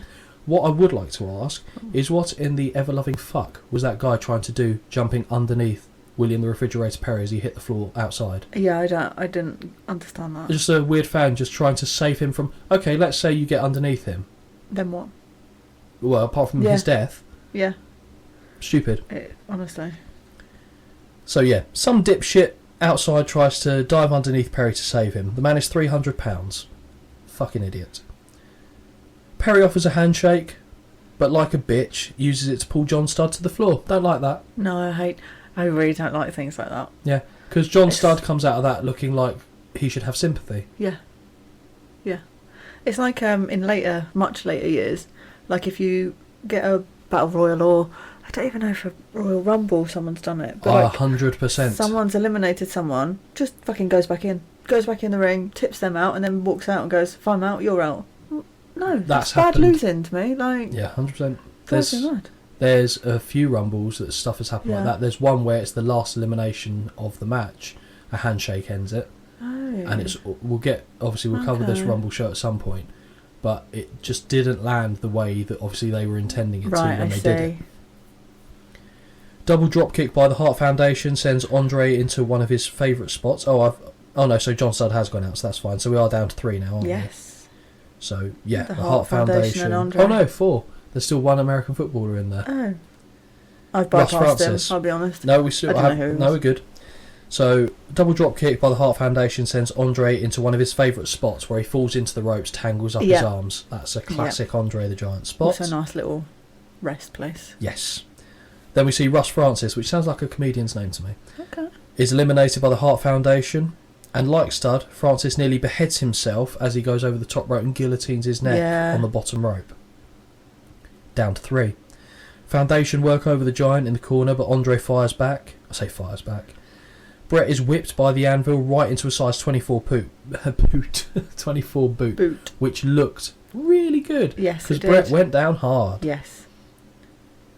Andre grabs the beard of the anvil and delivers a noggin knocker between the Hart Foundation. A noggin knocker. That's what it's called. Aww.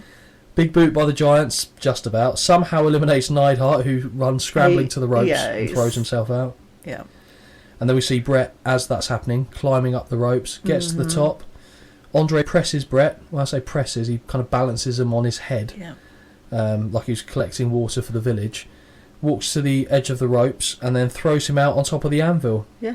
That's quite a good ending, actually. Yeah, it was fine. I didn't hate it. Didn't love it. Andre the Giant is your winner, and they make a point on commentary of saying he's won the most Battle Royals of anyone in professional wrestling ever. Which I assume is why Battle Royals are now called... They're not... And then what am I thinking of? You're thinking of what they do at WrestleMania.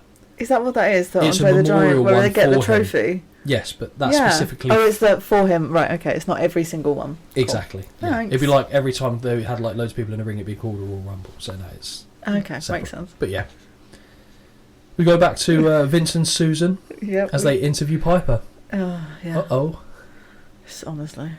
Piper says had he known it were a picnic, he would have packed a lunch. So weird.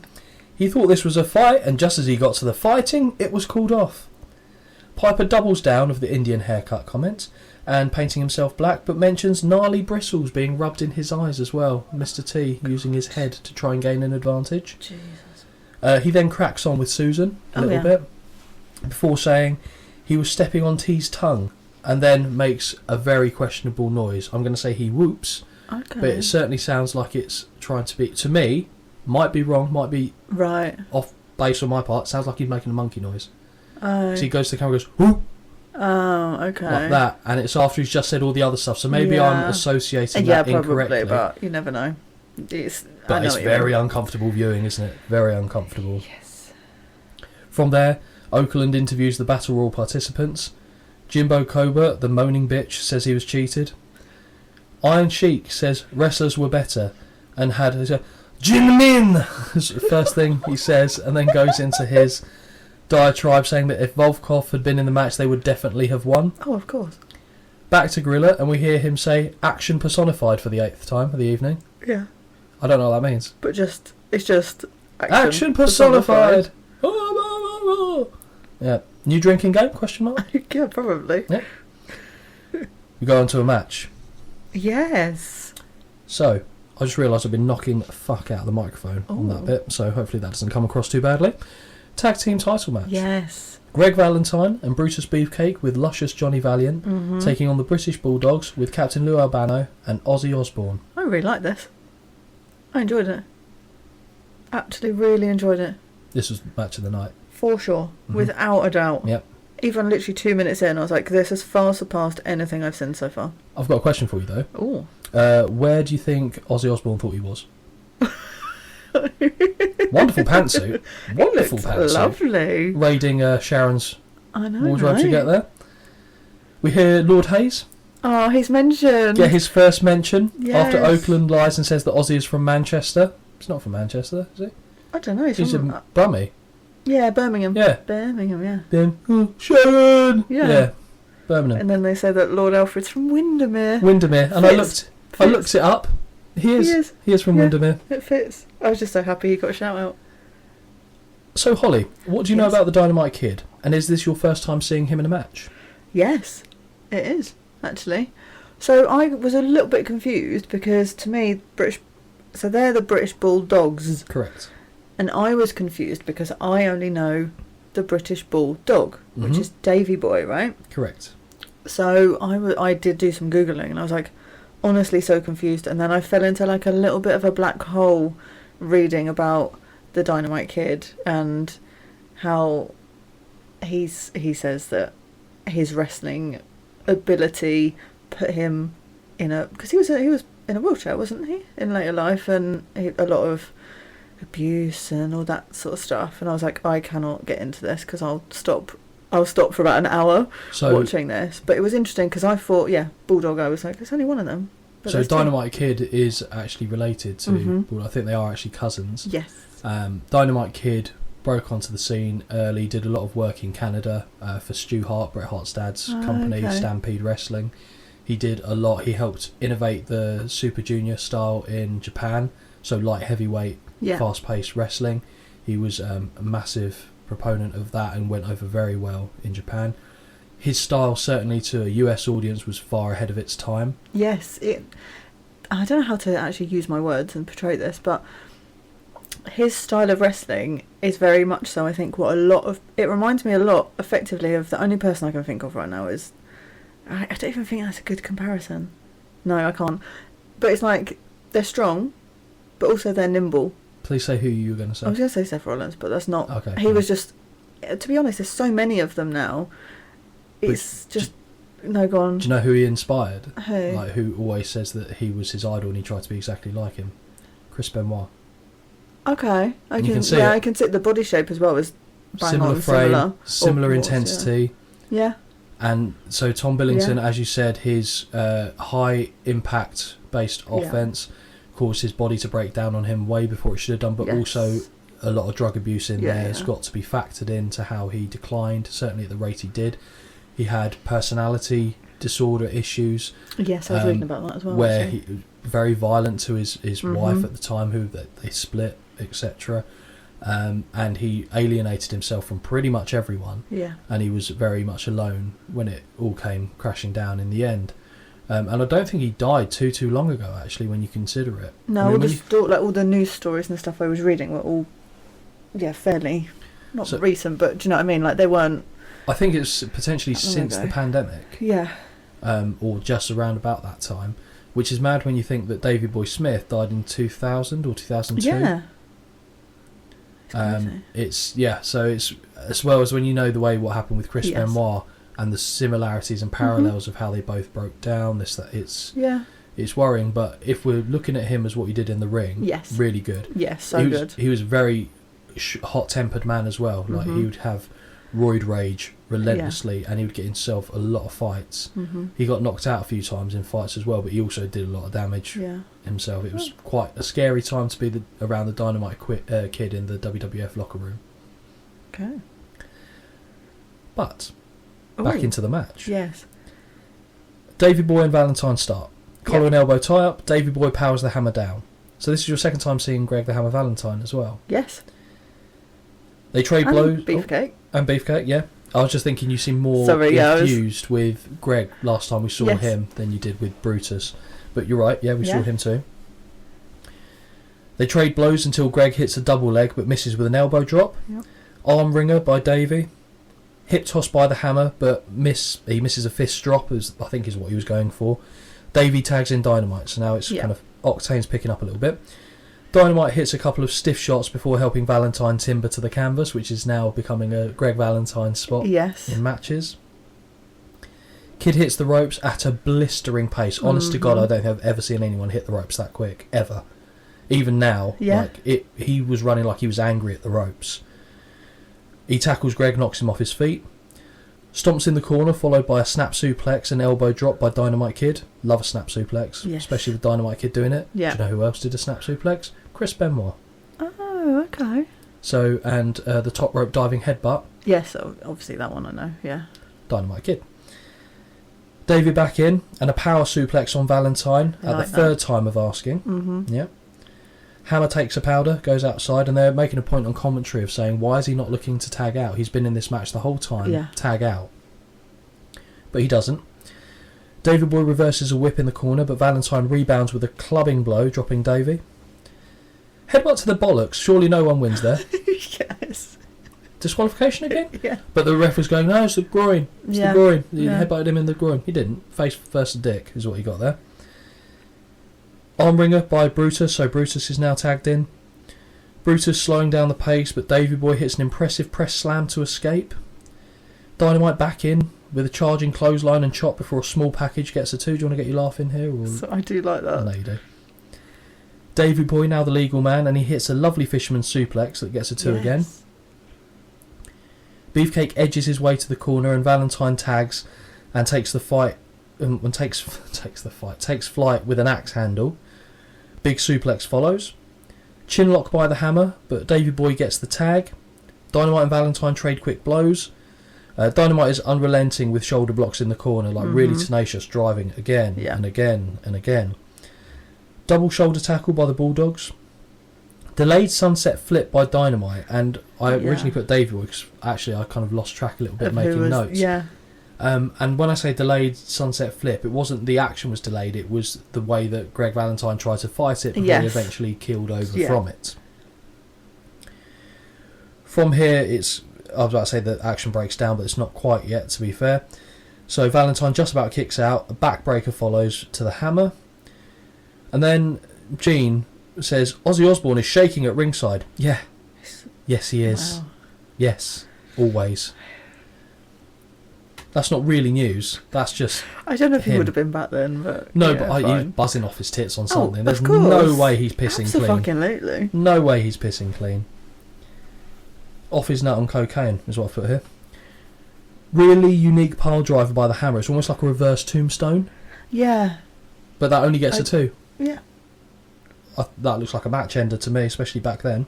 I don't know if that was the intention when he went up and just went, I'm not going to sit back, so I'm just going to go forwards. Because it looks like he was debating what to do with him up there, because I was waiting for a reversal or something that never came. Dynamite defends an attempt by Valentine of jumping on top by getting his shins into the Hammer's groin, which is what, again, when the ref starts signalling that it was groin rather than penis.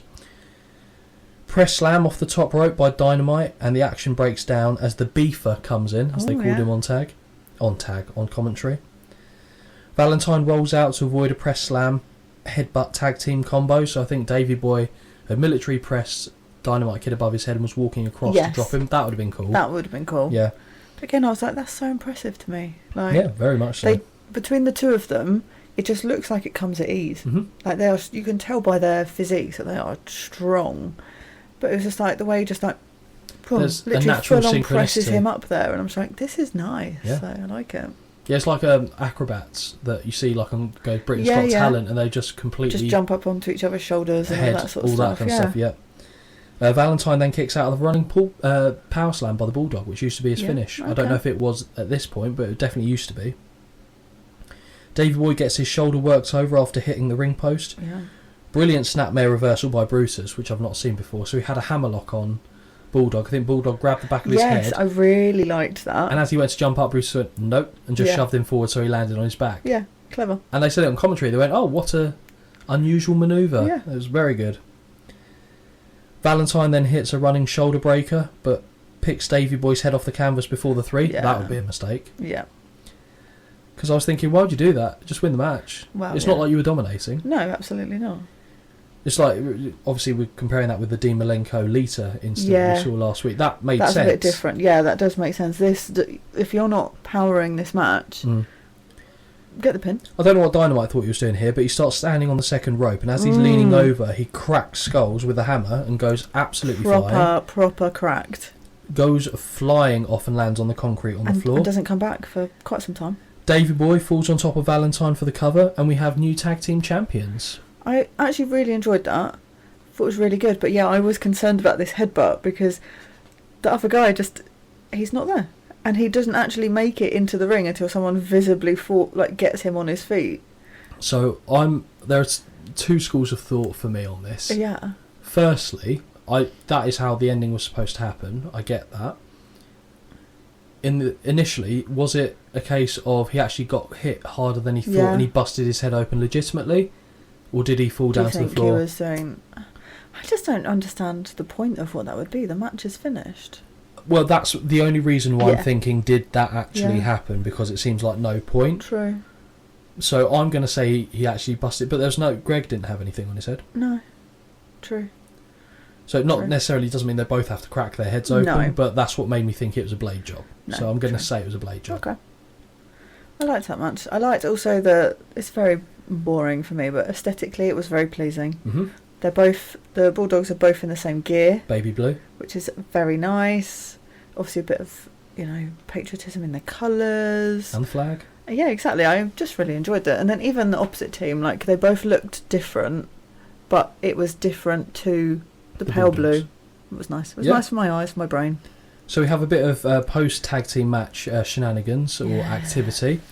So Luscious Johnny hits the ref out the ring because reasons. Mm-hmm. Ozzy and Albano lift the titles like they're the champs. Yeah, that was weird. And it's that guy. I didn't mention him before. Elastic band out of the mouth, man. Mm-hmm. Captain Lou.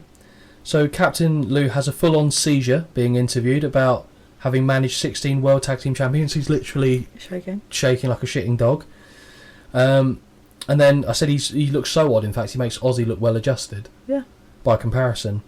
And then Ozzy gets asked what he thought. He goes, it's fantastic, man. British Bulldogs forever! And then just goes completely placid again. Yeah. Davey Boy confirms the Bulldogs will stay in the US. I hope no one had that in their ears, by the way. I've just looked at how loud that was. Someone's going to go deaf. That's fine. It would be worth... And they would have known that it would have been the sacrifice they needed to make to listen to this. The last thing they would have heard was your Ozzy Osbourne impression. Ozzy Osbourne in this particular thing, because it doesn't sound like he does now. No, he's more like, fucking ball lightning, like that now, where, that was very different. That's very funny. Davey Boy, as I said, confirms that the Bulldogs will stay in the US after winning the titles, which apparently was up for debate. Okay. Because they did used to travel between Japan and the States a lot, and I think that might have had something to do with the fact that they were given the titles, so they knew the company was going to do something with them. They agreed to stay with the company long term. Now, we go back to Vince and Susan St. James once more. That seems to be a ongoing thread of this show. Vince clearly trying to buy time as they transition to the LA portion of the show. Yes. Very much trying to buy time because he's repeating the same words over and over again.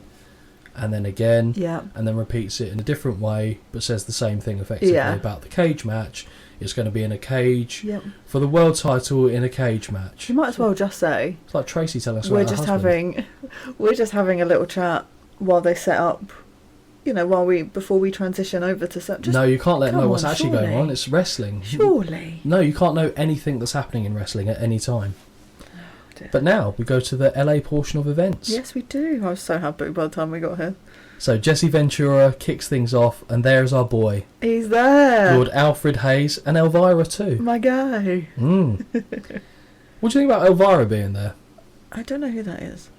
Well, I'm assuming some sort of vampire. Looks like a porn star, let's be honest. It reminded me of Friends. You know, the episode where Phoebe's sister does porn. Yes. And she's Buffet the vampire layer. Yeah. And it just gave me those vibes. Yes, very much so. That's a great reference, by the way. Thank you. Very good. So Jesse says, "What a pair we make," and Elvira laughs, pointing at her tits. Oh. Because he said, "And Elvira's here too. What a pair we make." And she goes, "Ha ha ha ha," just pointing at her knockers, which are close to falling out. Yeah, fair. Straight to a match. Yep, straight in. So this is match 9. Are we on now? Yeah. Yes, it's getting there. Yeah. Hercules Hernandez. Yeah. Against Ricky the Dragon Steamboat. Hang on. Where are we going with this? I'll be honest, it's slim pickings, but like, I'm not shallow. I'm really not. I do come across as being very shallow in this, I'm aware. But you know me outside of this. I do. I'm not. But I'll be honest, this was slim pickings. I needed to find something moderately entertaining. This guy looked attractive to me before he took off his Hercules gear, and then they started wrestling. I was like, nah, we're here. His hair, this is probably because it was a bit wild and kind of curly, looked alright. Yeah. All the stuff off this is normally slicked and still Curtis crap. So Hercules Hernandez was another early death wrestling story, steroid abuse, heart failure. Okay. That is basically what did him in, and you could tell looking at the shape of him that he was on it. Yeah, for sure. So as soon as the bell sounds, Hernandez starts clubbing away at the Dragon. Steamboat face first off the top turnbuckle as he's staggering around the ring blindly. 2 baseball slides by the Dragon as he avoids the powerhouse before he connects with double chops. Yep. We then see the best arm drags in the business, bar none, that Ricky Steamboat does. He hits 2 of them here. Arm wringer by the Dragon, working over the arm of Herc. So I might call him Herc. Okay, yeah, fair. Leapfrog by the big man, which was good. And a slight miscommunication as Ricky flips through a sidewalk slam and hits a kick. Something didn't... It was odd. Another arm drag, and the Dragon works over the left arm for a sustained period, like very long. And given it's a Ricky Steamboat match, I wasn't expecting this in a Steamboat match. Okay. He's good. Yeah. And I felt like he was very much working within the limits of what WWF wanted him to do. Right, okay. Because it didn't feel like a Steamboat match to me at all. Herc punches his way free, but gets halted on a whip with a chop. 2 leapfrogs and a back elbow follow. Suplex by Steamboat and back to an arm lock before Hercules clotheslines his way out. Yeah. Good way of getting out of there. Delayed guillotine over the top rope by Hercules when it looked like we would see a bear hug, and I think Steamboat made the noise as if he was put in a bear hug. Mm-hmm. And then Herc went, "Oh no, I'm dropping you over here, but we're too far away, so let me get over there." Steamboat goes for a body slam but can't hold the weight, and Hernandez just falls on top of him. Yeah. Big right hands by Hercules as Elvira says the violence is even getting to her. Really? Save that for the main event, surely. Yeah. Okay, but anyway, so obviously she needed to say something. Big back elbow and a standing elbow drop as Hercules slows the pace considerably. Mm-hmm. Not that it was massively quick in the first place. Press slam falls to bits as Hercules almost drives Steamboat into the canvas. So he goes up and then kind of drops him forward, and even the commentary at our host like, "Oh, that was interesting." Yeah. Which is basically their way of saying it's shit. Second press slam though is good. Yes. Up top, and Hercules takes flight but lands on the knees of the waiting Dragon. Of course. Then it's Steamboat's turn to go up top, and he connects with a flying crossbody, and we see the 1, the 2, and the 3. Which, I'll be honest, I was expecting. Because why would he not have that win? Yeah. The crowd are going to love it. Mm-hmm. This one was odd to me though. Not the match, but the arena looked so different to all the others because the crowd are so much further away from the ring in this one, and it kind of, for me, made it feel like I don't know, like the others give an independent vibe for me because they're so close to the ring, but the crowd are there, you can hear them, you can see them if they're entertained. But this one, I was like, they're so far away, and because the light is so bright on the ring and it's dark around the crowd, I was like, you could get away with no one actually being there. Well, I actually said earlier in the show that I thought it looked like the Los Angeles arena was really sparsely populated. Yeah. Later on, actually, I didn't notice it when it was in the co-main event. Yes. I thought that you could see a lot of people there, but for this particular moment, I was like, are people still like turning up and getting their seats or toilet break? What was it? Or maybe they weren't aware that their portion of the show was about to start, so they buggered off and then missed their cue to come back on time. And I think for the first time in the evening as well, we go straight from one match to another. Yeah, this made me want to kill myself. Oh, wow. No, honestly. This made me... Actually, no, I take that back. This made me want to never watch wrestling ever again. There you go. So here we have adorable Adrian Adonis against Uncle Elmer. What the fuck was this? I didn't... Again, you're... I know I'm angry at you. Yeah. But honestly, what the fuck was this? Just to be clear, it might come as a surprise to you. I didn't put this show together. No, but like... Did you know this was coming? No, I'd forgotten. Did you? Okay, cool. I remember. So when you got there, I'm sure you were just as angry as I was. Yeah, I was. It wasn't even the least offensive match on the most offensive match on the card for me. No. This Animal Steel and Savage one, I remember being awful. I forgot the match was on the card. Then as soon as it got to it, I went, "Oh my god, this!" Okay. And I knew the boxing match was the shit one. Yeah. So those two I knew about. This one, this one wasn't as bad as them because there was at least things I could take out of this that I enjoyed. Really? Yeah. Oh, okay. Yeah. God. I'll explain it. Oof. So, right, Holly, what do you make of Adrian Adonis? Well, I honestly don't understand any of this. Why? So, Adrian Adonis was actually a very good worker and was a legitimate tough guy. Really? Yeah, he was big into, I think, motorcycles, and he was a bit... I think one of the characters he had back in the day was he was a bit of a biker and like, a tough guy, rugged. He was legitimately like quite a tough guy. I think he had quite a few fights as well, and it was quite contrasting to see him put in a character like this, which is almost like Gorgeous George, who I've referred to from like the 30s, etc., turned up to 12.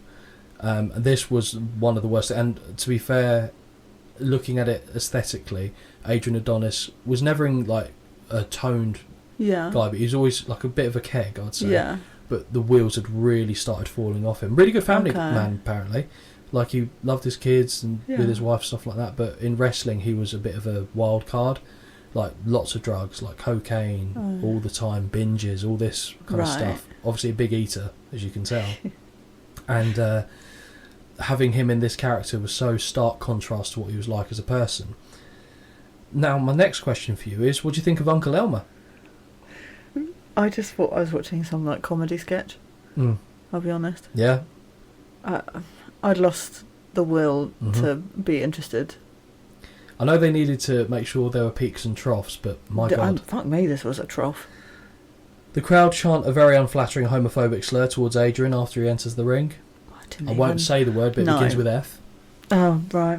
Great. Right. That was a thing in the 80s. That was the done thing to do. I did say that Adonis looks like he ran through the maternity section of Macy's, and this is what came out the other side. Yeah. As well as the makeup counter as well. Good God. Honestly. Who was doing his makeup? Lita from Armageddon. Unbelievable. Funny. Elmer wastes little time with some big punches. I'm being generous with my descriptions here. And we see just how good at selling Adonis is. You have to give him credit. I know you think overselling and stuff like that, but it was overselling, but it was good overselling for me. I didn't hate it. I'm sure you have a very different take on it. Just this whole match. But the way he ragdolled around the ring for a guy of that size, very impressive. Not only that, the big man is agile as he flips upside down in the corner off a whip. So he nearly does the Ric Flair spot. Yeah, but I saw that and I was like, oh. Yeah, because he kind of flopped a little bit too soon. Big clothesline from Elmer, who is such a colossal mess that he falls over on his beef tenders as well. Yes, I saw that. I was like, it doesn't really have the same effect when you fall over as well. And the crowd laughed. They did. Oh, that's painful. When the crowd are laughing, that's got to be one of the worst things. I'd be more... I'd rather be booed than laughed at. Or shout bullshit or something. Yeah, Don't fine. laugh when I'm not trying to be funny. Oh, God. If you're trying to be funny, great. If you're not, Please don't laugh. No. Adonis gets up and stumbles out the ring, so I'm getting now Shawn Michaels, Hulk Hogan vibes. Okay.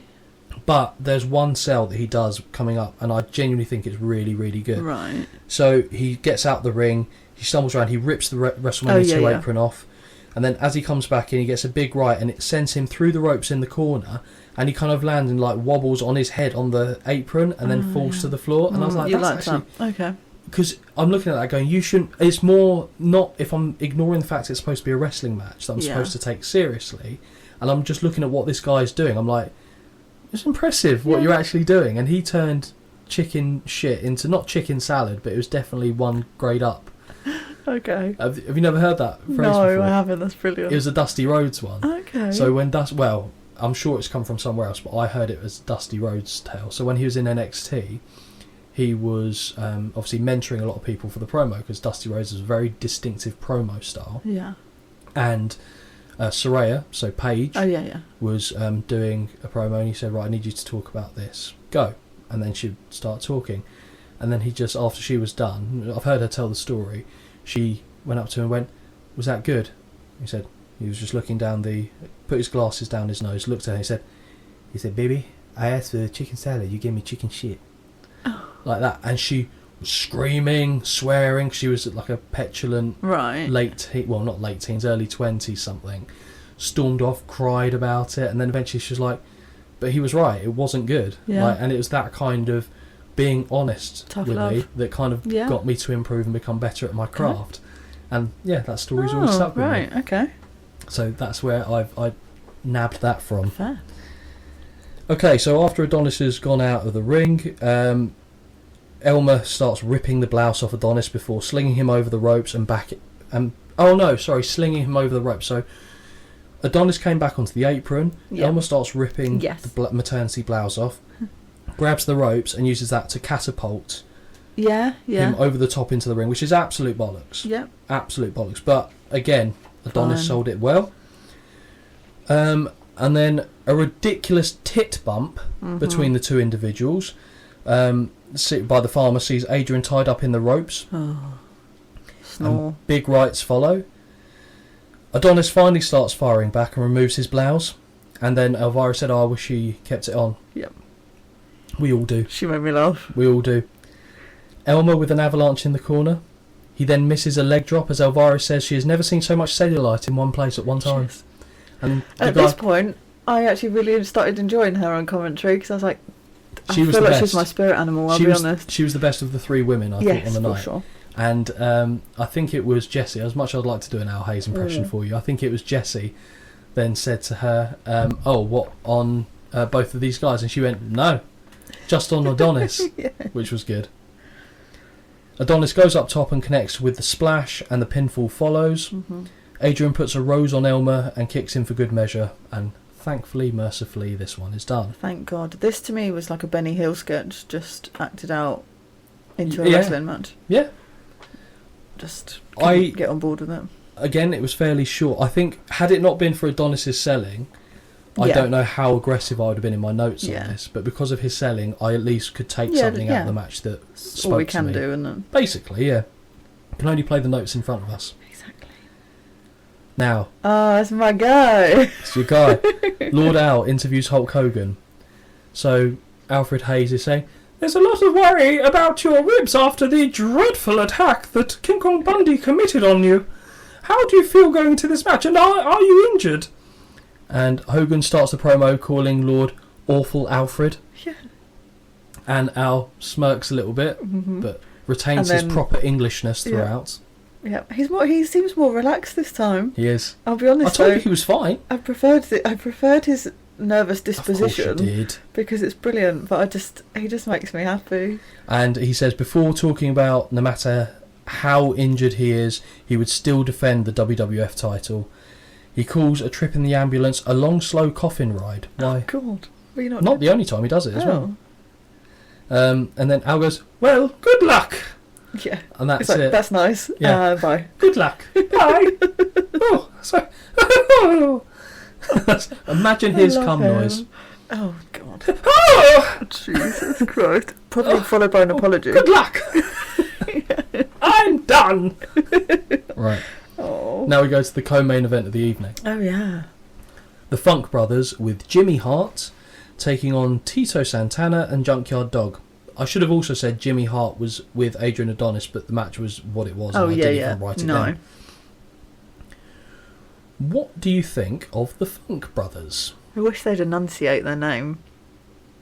Because the announcers really confused me. Oh. I think I was getting a drink at this point. And so I heard it and I was like, eh? And You I thought was they like, called them the fuckers? yeah.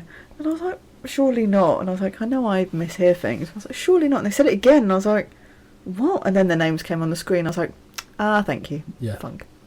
The Fuck Brothers. I did wonder. I was like, I did wonder. I thought, no, this is definitely a me issue here. Yeah. But I couldn't work out what it was. And then I was like, oh, Introducing okay. the Fuck Boys. So, hey, it's a collective of all my ex-boyfriends. That'd be a battle royal. There's enough of them. All right. Jesus. I only know one of them. Terry. Yeah. Yeah. Don't know So- the other guy. So his brother, Hoss Funk, in this, Hoss obviously isn't his real name. I don't know why they decided to give it, but Yeah. that's Dory Funk Jr. Yes. So Dory Funk Jr. And Terry Funk are still, to this day, the only brothers that have won the NWA World Heavyweight title. Okay. Both of them have done that, which is a good achievement. Dory Funk Jr. is the elder of the two and bears a striking resemblance to their dad, Dory Funk Sr., who was a Right. wrestling promoter in Texas. So they were big in the scene, certainly in the southern states. NWA, they were massive in. So WWF, they weren't nearly on the level that they were seen Right. as Okay. outside of the WWF environment. But I must admit, if the other tag team match was match one of the night, Yeah. this was pretty good. Yeah. This was pretty good, and there's a couple real highlights in there for me from a man that we probably won't see too many of his matches, that being Hoss Funk. Okay. I thought he had a couple really nice bits. So we see referee Dave Hebner returns a shove to Terry Funk, and Terry Funk backs away from him. Yeah, I know. Hmm. I thought, yeah, fair enough. Yeah, I like that. Dave Hebner like heeling up, hulking up on him. The Funker goes to the outside and throws a chair aimlessly into the ring, a classic Terry Funk spot. Oh, yeah. See, I mentioned this Yeah. before, didn't I? Now you're starting to Now see. it makes sense, yeah. Hoss Funk starts with JYD, and Hoss backs his man into the corner for a couple of European uppercuts. And I mention it later, but his European uppercuts, they look good. The ones later on look better, and I'll tell you why. But he looks Okay. like he's throwing them with real Yes. force. I like it. A brilliant spot as Terry runs across the apron and lunges for the Junkyard Dog who's in the corner. Yeah. Junkyard moves out. Terry teeter-totters over the top rope. And as they've kind of walked away from it, JYD slingshots, Irish whips Hoss right into his brother. Looked No. comical, but actually is very, very good. Very, very good. Big body slams for the Funks, and the brothers have to take a breather. Of course. Terry and Tito are both tagged in, and Funk unloads with chops and an elbow on the ropes. Tito confuses Terry on a drop down, and Funk ends up in a mess in the ropes Yeah. before being clotheslined, which I quite like, because Yeah. Funk is supposed to be, he's depicted as kind of like a bit of a wild, loose cannon, Yeah. really. So when this kind of stuff happens to him, for most people it looks comical, but because it's him, it somehow works with his character, and you don't end up laughing at it. It just, it lands. It just works, yeah. Which is, it's a hell of a compliment to the guy, because 9 out of 10 people that try that, you're going to get laughed at. Like, even like anyone, The Rock, Stone Cold, none of them could do that and it'd be not laughed at. Drop kick to Hoss sends him rolling to the floor as well. Terry and JYD now the legal men, and they unintentionally take the piss out of the Piper T boxing match by squaring up with oh, yeah. putting their mitts up. 8 times Terry head bounces off the turnbuckles before he collapses on his arse. I like the collapsing on the arse. Yes, that I did enjoy. Another 7 follow. Yeah. JYD tosses Terry over the top and to the floor. Hoss and Tito back in now. I really, really, really enjoy Hoss's uppercuts when he falls to one knee as he hits them. Yeah. 'Cause it looks like he's driving his full body weight behind him, and it just adds a nice visual touch to what should be a very painful looking move. It's so simple, but it should hurt. Flying forearm by Tito, and he might have got the 3 if Terry didn't somehow accidentally break up. Well, he didn't accidentally break up the pin, but he managed to somehow pull Tito's crotch over his own face. And I was like, what's this? That can't have been the desired destination for you there, Terry. Hoss and Tito do the Mania crisscross, which Why? I don't know, but it seems to... Was this also in the Tito match last year, the opening one with the Executioner? I think it was him. One? Yeah, it was that one. Yeah, with the crisscross. Yeah. But, like, even in the commentary, we're like, oh, yeah, the crisscross. And I'm like, yeah, for what? To make me tired? It's just Like, stupid. if that's me and I'm doing that, I'm like, I'm not hitting you, I'm just running around. Like, why? Or just stand by the ropes and let the other person keep running Yeah, until they realise. I 100% would just stand there and watch. Yeah, I've seen that happen. I've seen that in matches happen where people have done that. Yeah, it's crazy. So Terry drives his knee into the back of Santana when he goes near the rope, so that stops him in his tracks. The Funks stomp away at Tito, and even Jimmy Hart gets a cheeky little kick into the ribs on the floor before he's chased off by the JYD. Terry suplexes Santana when he eventually returns to the ring.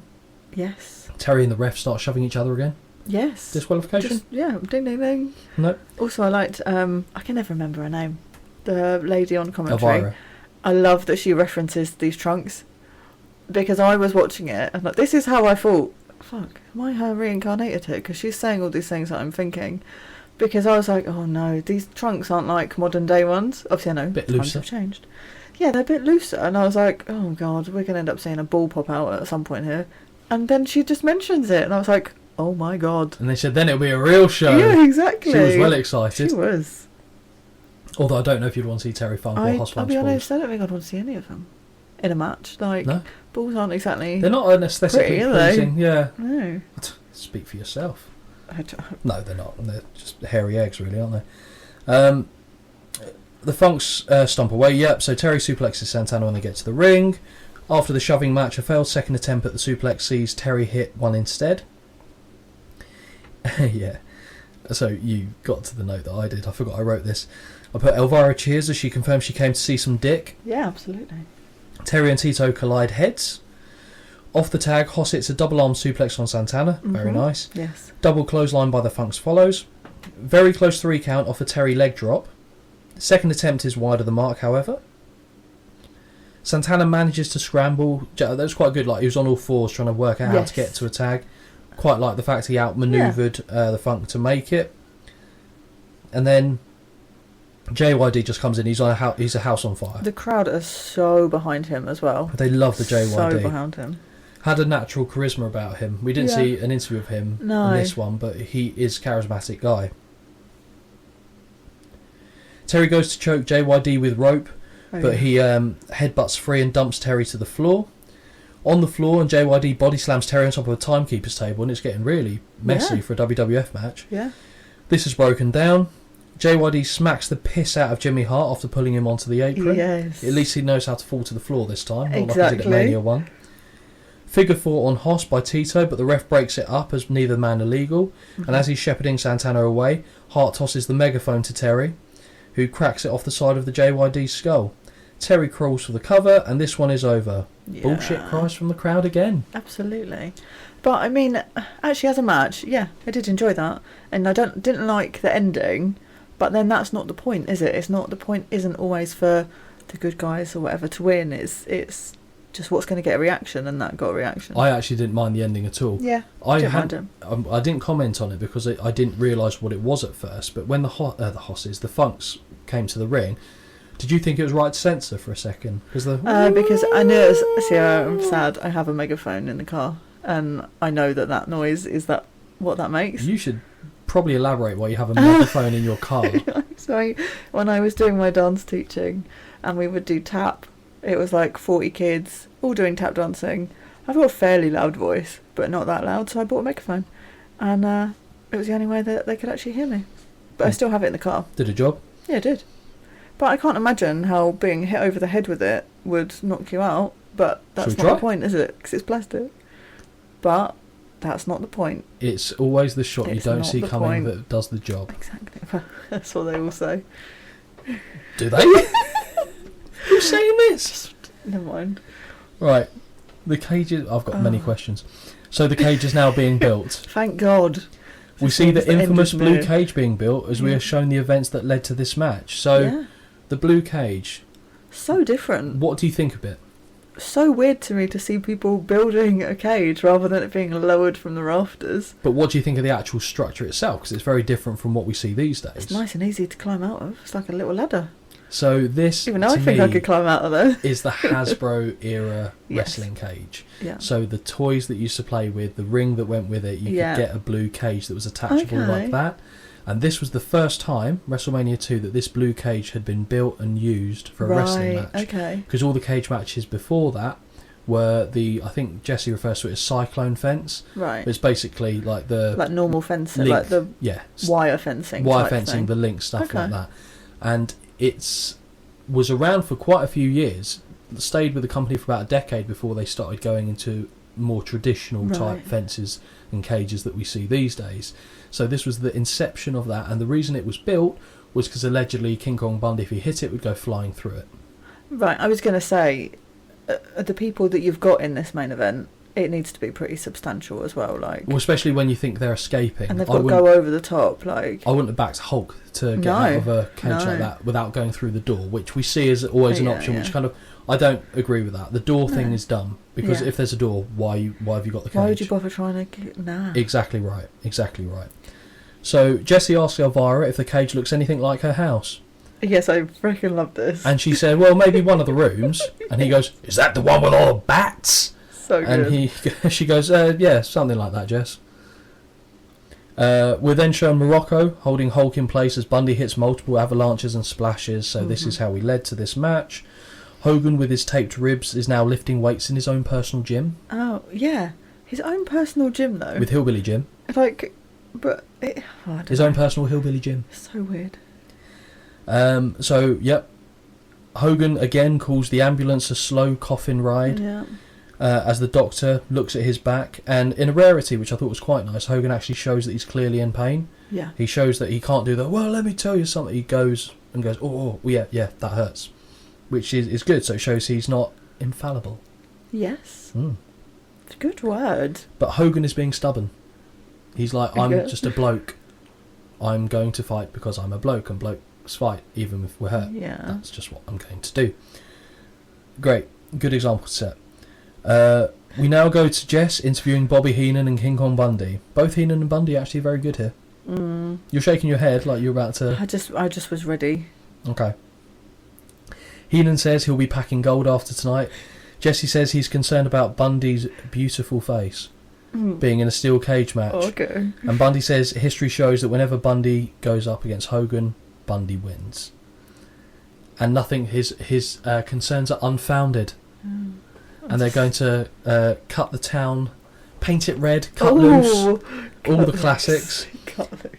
So I did a little bit of research there. How old was King Kong Bundy? Oh, I mean, I want to say oldish, but I feel like because you researched, he's going to not be that old. 45. 29. Fuck off.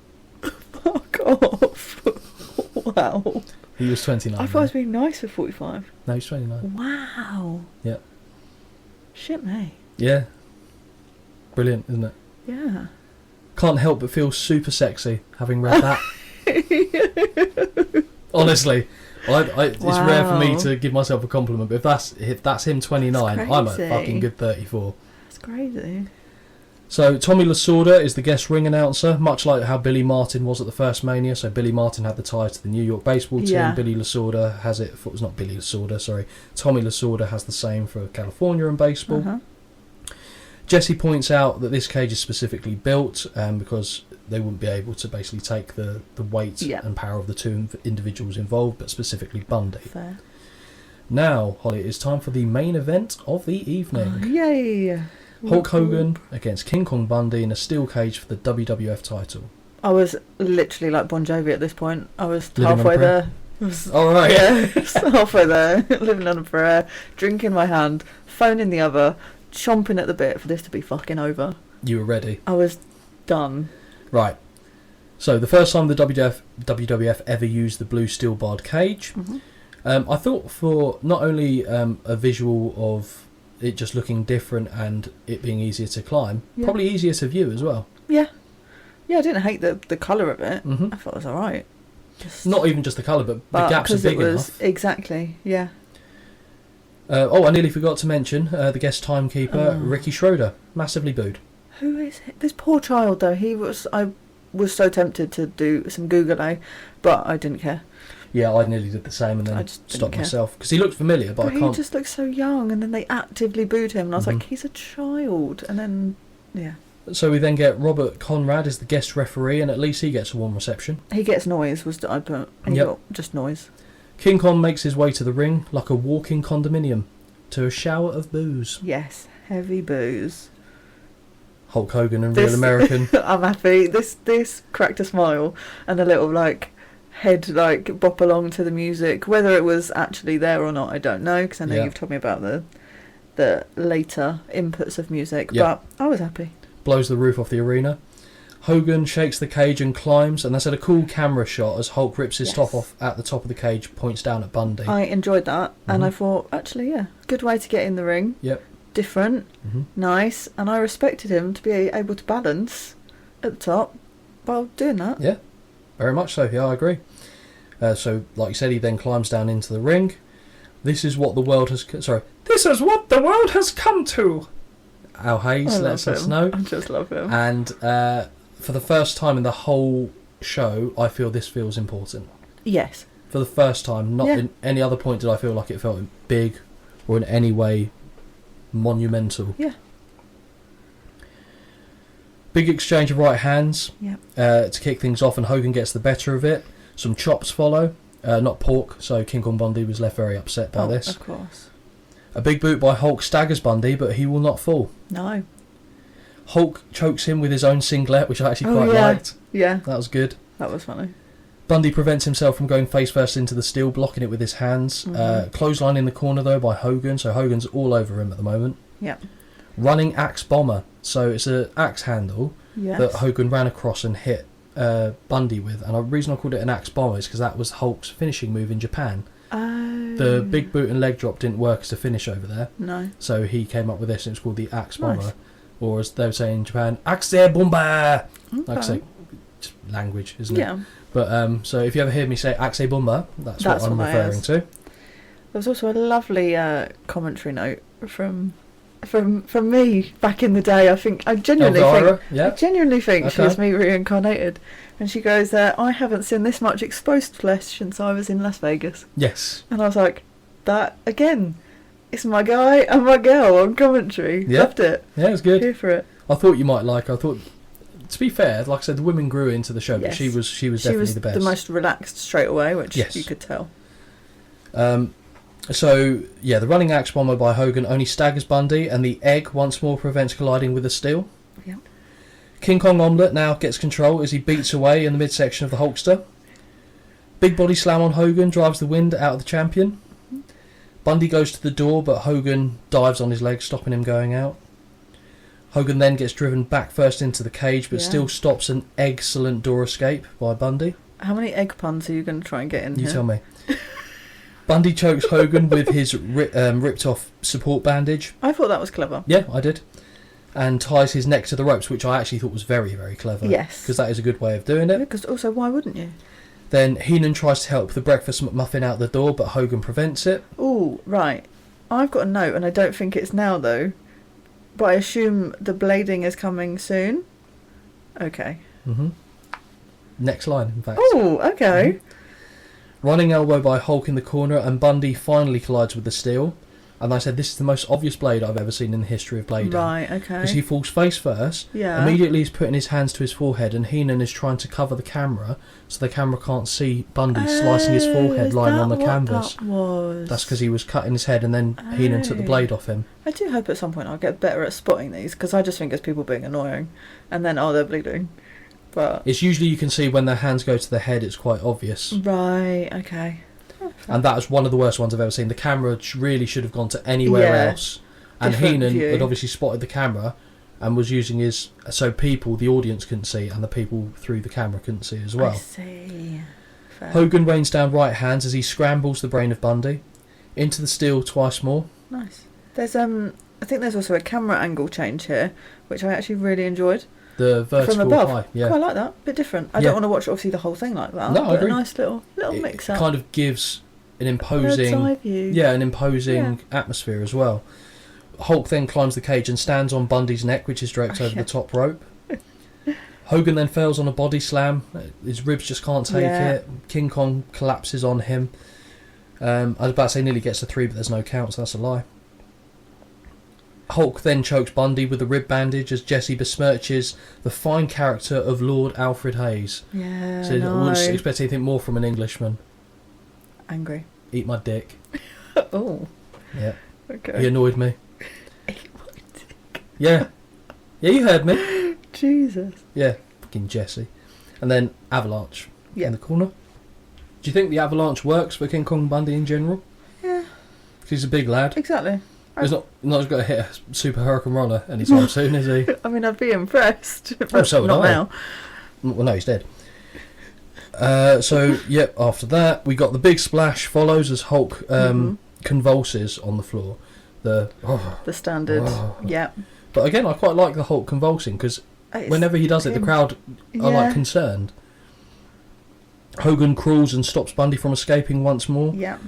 But then, even though the first one nearly killed him, Bundy hits a second avalanche, and Hogan, Oh, yeah. no selling that. Absolutely not. Not selling that at all. So, power slam by Hulk, which, because they said it was a body slam, it was a power slam, but it was actually very nice. Yeah. I like that power slam. Very good, and the big leg drop follows, but obviously no pin, so that doesn't mean anything. No. Hogan then climbs, but Bundy catches him, Yes. so Hulk boots him off and continues to climb as Heenan furiously tries to stop him, doing everything he can. Yeah. That's why I still think he's one of the best managers, if not Yeah, the best of all okay. time. He can't do anything to stop him, and No. Hogan escapes as King Kong Bundy tried to throw himself out the door, but to no avail. Heenan then tries to escape from Hogan, goes into the cage, shuts the door, tries to hold it shut. Yeah. Hogan then outmuscles Bobby the Brain Heenan. With one arm. Yep. Well, again, it's kind of, I'm okay with that. Oh, It's yeah, fine. Because I'm sure he even holds up one finger and it's like, one, boom. Yep. I was like, yeah, because you would assume that would be possible. Yeah, oh, for sure. Absolutely. For sure. So Hogan in the cage hits him with a big right hand, then sends him flying into the cage, Yep. which Heenan takes brilliantly. Really, really well. Yeah. And then a big atomic drop, drops him on his caboose and sends him diving out the door, which again, I liked. Nice. Hogan poses, Yeah. and the show comes to a close. Thank the Lord. So, firstly, what did you think of this match? This match in particular, didn't mind it actually. It would have been my number 2 match, I think, of the card. Over the tag team one that just came before it? Yes. Okay. I'd have the Bulldogs tag team match as number 1. I agree. This is number 2, and then the Funks is match number 3. They're my 3. If I had to put a 4th in there, I'd probably put Jake Roberts. Okay. Minus the snake stuff that happened. Yeah. But the match part was pretty good in comparison. But yeah. Looking at the reviews again from Dave Meltzer, because I went down a bit of a rabbit hole, and you'll find it quite interesting to see how then you align with him. So there were a couple matches that he gave a dud, which is no stars. I don't want to start naming what they were because I don't recall off the top of my head. I just remember specifically the boxing one was -5. Yeah. Nothing on this show went above 3 stars, and I think that was the Bulldogs tag team match. And there was a couple 2-star, 1-star jobs in there as well. So, again, mentioned it and suggested it in the monologue. Wasn't the most critically acclaimed show that they've done, but again was a success, and then it allowed them to propel themselves onto WrestleMania 3, which was a massive landmark. Again, you know nothing of WrestleMania 3, do you? No. It's the first time. Am I in for an actual treat though? I would say show-wise, it's better than the 2 that we've seen. Really? Yeah. Okay. I don't know how much Lord Owl's in there though. Oh, honestly, it's going to make me sad when he's not there anymore. I will do my best to make sure I get an Al Hayes in every WrestleMania. I'm going to be annoyed though at you because you've brought him into my life and then you're going to take him away just as quick as he's been in there. There's a lot of older shows where he does commentary for, so we can try and dig out the crates. How do I get best of both here? Well, I was going to say, really hard, he's been dead since like 2005. So. AI is a magical gift. Well, you don't need AI, just have me do it. Yeah, that's true. So, if you were going to grade this show Yeah. as between the usual scoring system that we've been applying, Yeah. what do you give this show? 3. That's my answer. 3 out of 10, and I'll tell you why. 1 point for the Bulldogs tag match. 1 point for my guy. And 1 point for my girl on commentary as well. Elvira. Honestly, those are the 3 points. I hate to ruin it for you. She had nothing to do with wrestling. This is the only time she's done I'm that. very well aware of this, Yes. but actually made it enjoyable. Yeah, I think 3 is I just can't go higher than 3 because there's too No. many bad things in the show to Yes. merit it being any higher. I think that's a fair reflection of what we saw. Absolutely. So I'm glad that this wasn't WrestleMania 1 because you'd be really dreading going into the No, others. I am very glad it wasn't number 1, but I enjoyed number 1 so much more than this. But you've seen from even this show, there was something that you... Oh yeah, there's took from definitely it. things I can pick up, and even if I just find something funny, Yeah. there's things I can take from it. I didn't hate it all. It's just, it's hard for me when it starts Mhm. as a drag, because then I'm like, oh no, come on. Whereas I think, I just have to be open-minded. Which, Basically, you but know. I think you've shown that you can do that though. Because I thought you were just going to, because it was old, you were going to shit on everything, Yeah. regardless. No. So, and you haven't done that, to be No, fair. So not yet. you're changing. It's evolving. I'm changing. Evolving. I wouldn't go I that respect far. that. Okay, so again, I think we're at that usual point of the show where Yeah. we touch upon the socials. I haven't said touch upon for a while. It's nice to bring that Ooh, back into the Isn't lexicon. it just? Again, seems to be doing really well on the socials. I think we've now got a strategy in place to make Instagram a little bit more Yeah. exciting for people who might be interested. Although I did find it amusing that we actually uploaded a reel and then we lost a follower on there after that. Someone came back, so they were Yeah. replaced in short order, They're but replaceable. did make me laugh. And now I can see the insights of how Instagram's doing. Yes, welcome to Love a stat. Instagram. I love it. I get lost in the studio on Yeah, you're a YouTube. numbers guy, aren't you? And Love I'm it. just face value. Yeah, I can't get too involved in it It's 'cause because I take it personally. yeah, it's mad. It's quite sad, really, but it does. It tickles the geeky spot of my brain. Yeah. But yeah, it's been real good fun. So, what are the socials and how can people get in contact with us? So Gmail is wintwicepod@gmail.com. Instagram, YouTube, TikTok are all wintwicepod. And actually, I had a really nice message on Instagram yesterday from a lady. Did you? Yeah, it was really nice. I'll show you when we're done. But it was requesting that we look at some shows and the build-ups of some stuff that happened.